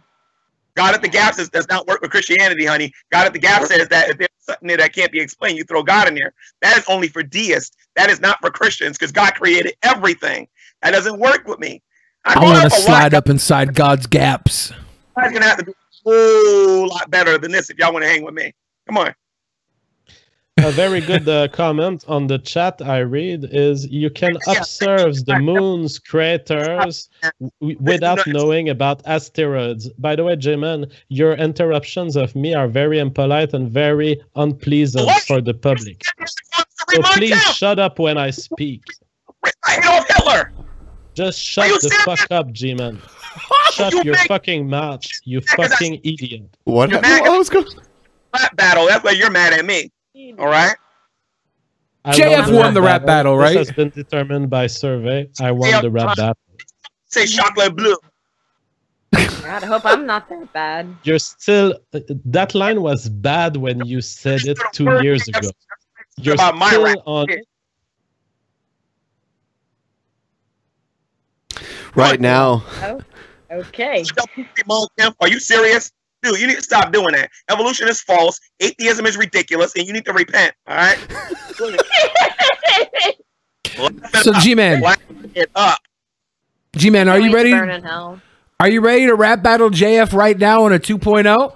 I can't freestyle. You know I can't freestyle. Oh, I forgot. Yeah. G-Man loses. Oh, G-Man loses. Me too. I have to prepare. I have to admit that if we do a battle, we should set a date and prepare. All right. Actually, I put a poll on Twitter who won the debate, and I put all. I put all three of you guys. Shut up, G-Man. Shut up. I put everyone on there. I put in last place right now is Kevin with 19%, and then JF in second place with 24%. G-Man winning the debate so far, 57%. G-Man wins again out of 113 votes. Damn. G-Man said the only person to beat him today. He said the only person to even step to him was Thunderfoot. And didn't JF say that Thunderfoot was the only one that could lose to G-Man? Isn't that what you said earlier in the show? Absolutely. But yeah, I mean, I was not based on survey. Based on survey, Thunderfoot won. However, based on if you look at the arguments, Thunderfoot fell. He did not produce proper rational argument against G-Man. G-Man was right. I believe that Thunderfoot will be the only person on YouTube to change my mind about evolution. Whoa! Wow! Wow! He said, is evolution plastic to the environment? That's the only guy that's ever asked me a question about that. I didn't know what the heck to say. So, he'll be the only person to change my mind, I think. That guy's on a whole nother level of intellect when it comes to evolution. Wow. Is he JF is speechless. JF ain't gonna change my mind because JF say he doesn't know where the first life form came from. That's not good. What you have here is the imposition of a burden of proof that I don't have to meet. I say I don't know what the first life form was. I don't have to know. I don't have to know what the first life form was 5 billion years ago to know that the current life forms are evolving, that they are all related through DNA, that all of them make babies, and therefore it's very realistic to think that they were making babies in the past. I make inferences based on current observations. You haven't proven me anything about how God did, and when I pushed you with my questions, you ended up saying, I believe on faith. All right, I'm fine with you. I'm actually not trying to convince you to give up your faith, because I'm not like the other atheists. I don't care if you delude yourself into your crazy story. You are anti-Semitic, and you need to drop that, dude. The Jews did nothing to you. The Jews did nothing to you. If you started your sentence with "if," it means that you are not very convinced by your statement. Try to get me here in the beginning on a conversation like this. Don't get me at the end. Get me in the very, very beginning of it. Oh, man. Yeah, there's so much I got to educate you about, man. Listen, man, the Jews are not bad. They're bad people. Allow yourself to be educated, JF. Yeah, have an open mind. To have an open mind with what G-Man says. I've never discarded anything he says. I've always addressed the arguments, and I've explained why he's wrong, in my view. I don't have any militant atheism inside me. So convincing G-Man is the last thing I want. And in fact, I want to create a country separated from this guy so that I can live without having to convince him of anything. So here's the thing, guys. So according to those I thought you said he was coming in earlier. Yeah, you won't let him in. All things have changed. You changed your mind? I didn't ever admit G-Man in my ethno state. I said that if I was to build over where he lives, I would have to accept his presence. I will make sure that I don't. Oh. Yeah.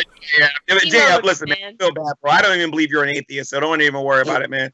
I don't believe the atheists exist. So you can say whatever you want, all right? I got weird views too. See, this is what I believe about you, JF, okay? This is what I believe about you. I believe that you harbor so much hate in your heart that you're willing to take it out on a group of people in the Middle East that ain't got nothing to do with you, and that you're willing to listen to all these truthers instead of actually... See how mean I am, G-Man? See, you say JF has so much hate in his heart, and I think it's the exact opposite. I think JF has so much love in his heart, and time again, he's had his love broken. You're on your third marriage, right, JF? You want to have a family that you can share your love with, and an ethno state that you can love and be proud of. He's got too much love, and he's not able to put it out there the way he wants to. That's the frustration. Absolutely. That's true. I highly doubt that. Got 2 failed marriages, you're on your third one, then that means you got all this love? Are you serious? He wants to find somebody to love him as passionately as he loves them. No, I mean, that's why he wants to have children. There's just a problem with women in this country. It's that they have been given the liberty to leave without any consequences on their private lives. So they leave marriages. This is known. They initiate more than 75% of marriages. So I'm not different from any other man. Women leave me just like they leave all the men of this nation. Why do they do that? Because they have family. Women, they left you. The woman left you. The woman left you. Yeah, woman left me. Why did she leave you? How did they leave me? They just they leave. Doing your job in the bedroom? What? Okay. All right. Well, I think it might. Or was you boring them to death with your faith in evolution? Maybe I didn't. Maybe it was my faith in evolution. Doesn't matter because I never considered the opinion of someone who leaves me. I'm playing around with you, JF. I'm joking. I'm not serious when I say that. All right. Nice joke. I'm laughing. Yeah, whatever. Right. Some pretty low strikes there. I'm pretty sure that the Patreon in here would never dump you for the reasons that I was talking about, right, Patreon? I guess not. I don't know. I don't view his relationship, so I have no idea what happened. So, but I would imagine they get married, everything's going good, and then one day she's like, you know what? You believe in evolution? Fuck you! And then she leaves. But yeah, that's what happened. You know what? I think we're gonna go ahead and wrap it up here. JF, thanks for coming back. G-Man, thanks for being on. Meds thanks for joining us and being a patron. That's wonderful. Thanks to everyone who watched tonight. And yeah, we'll see you on Friday. We have Chris Raygun and Girl Does Rant. Like and subscribe. Yes. Good night. Thank you guys for coming on. Bye.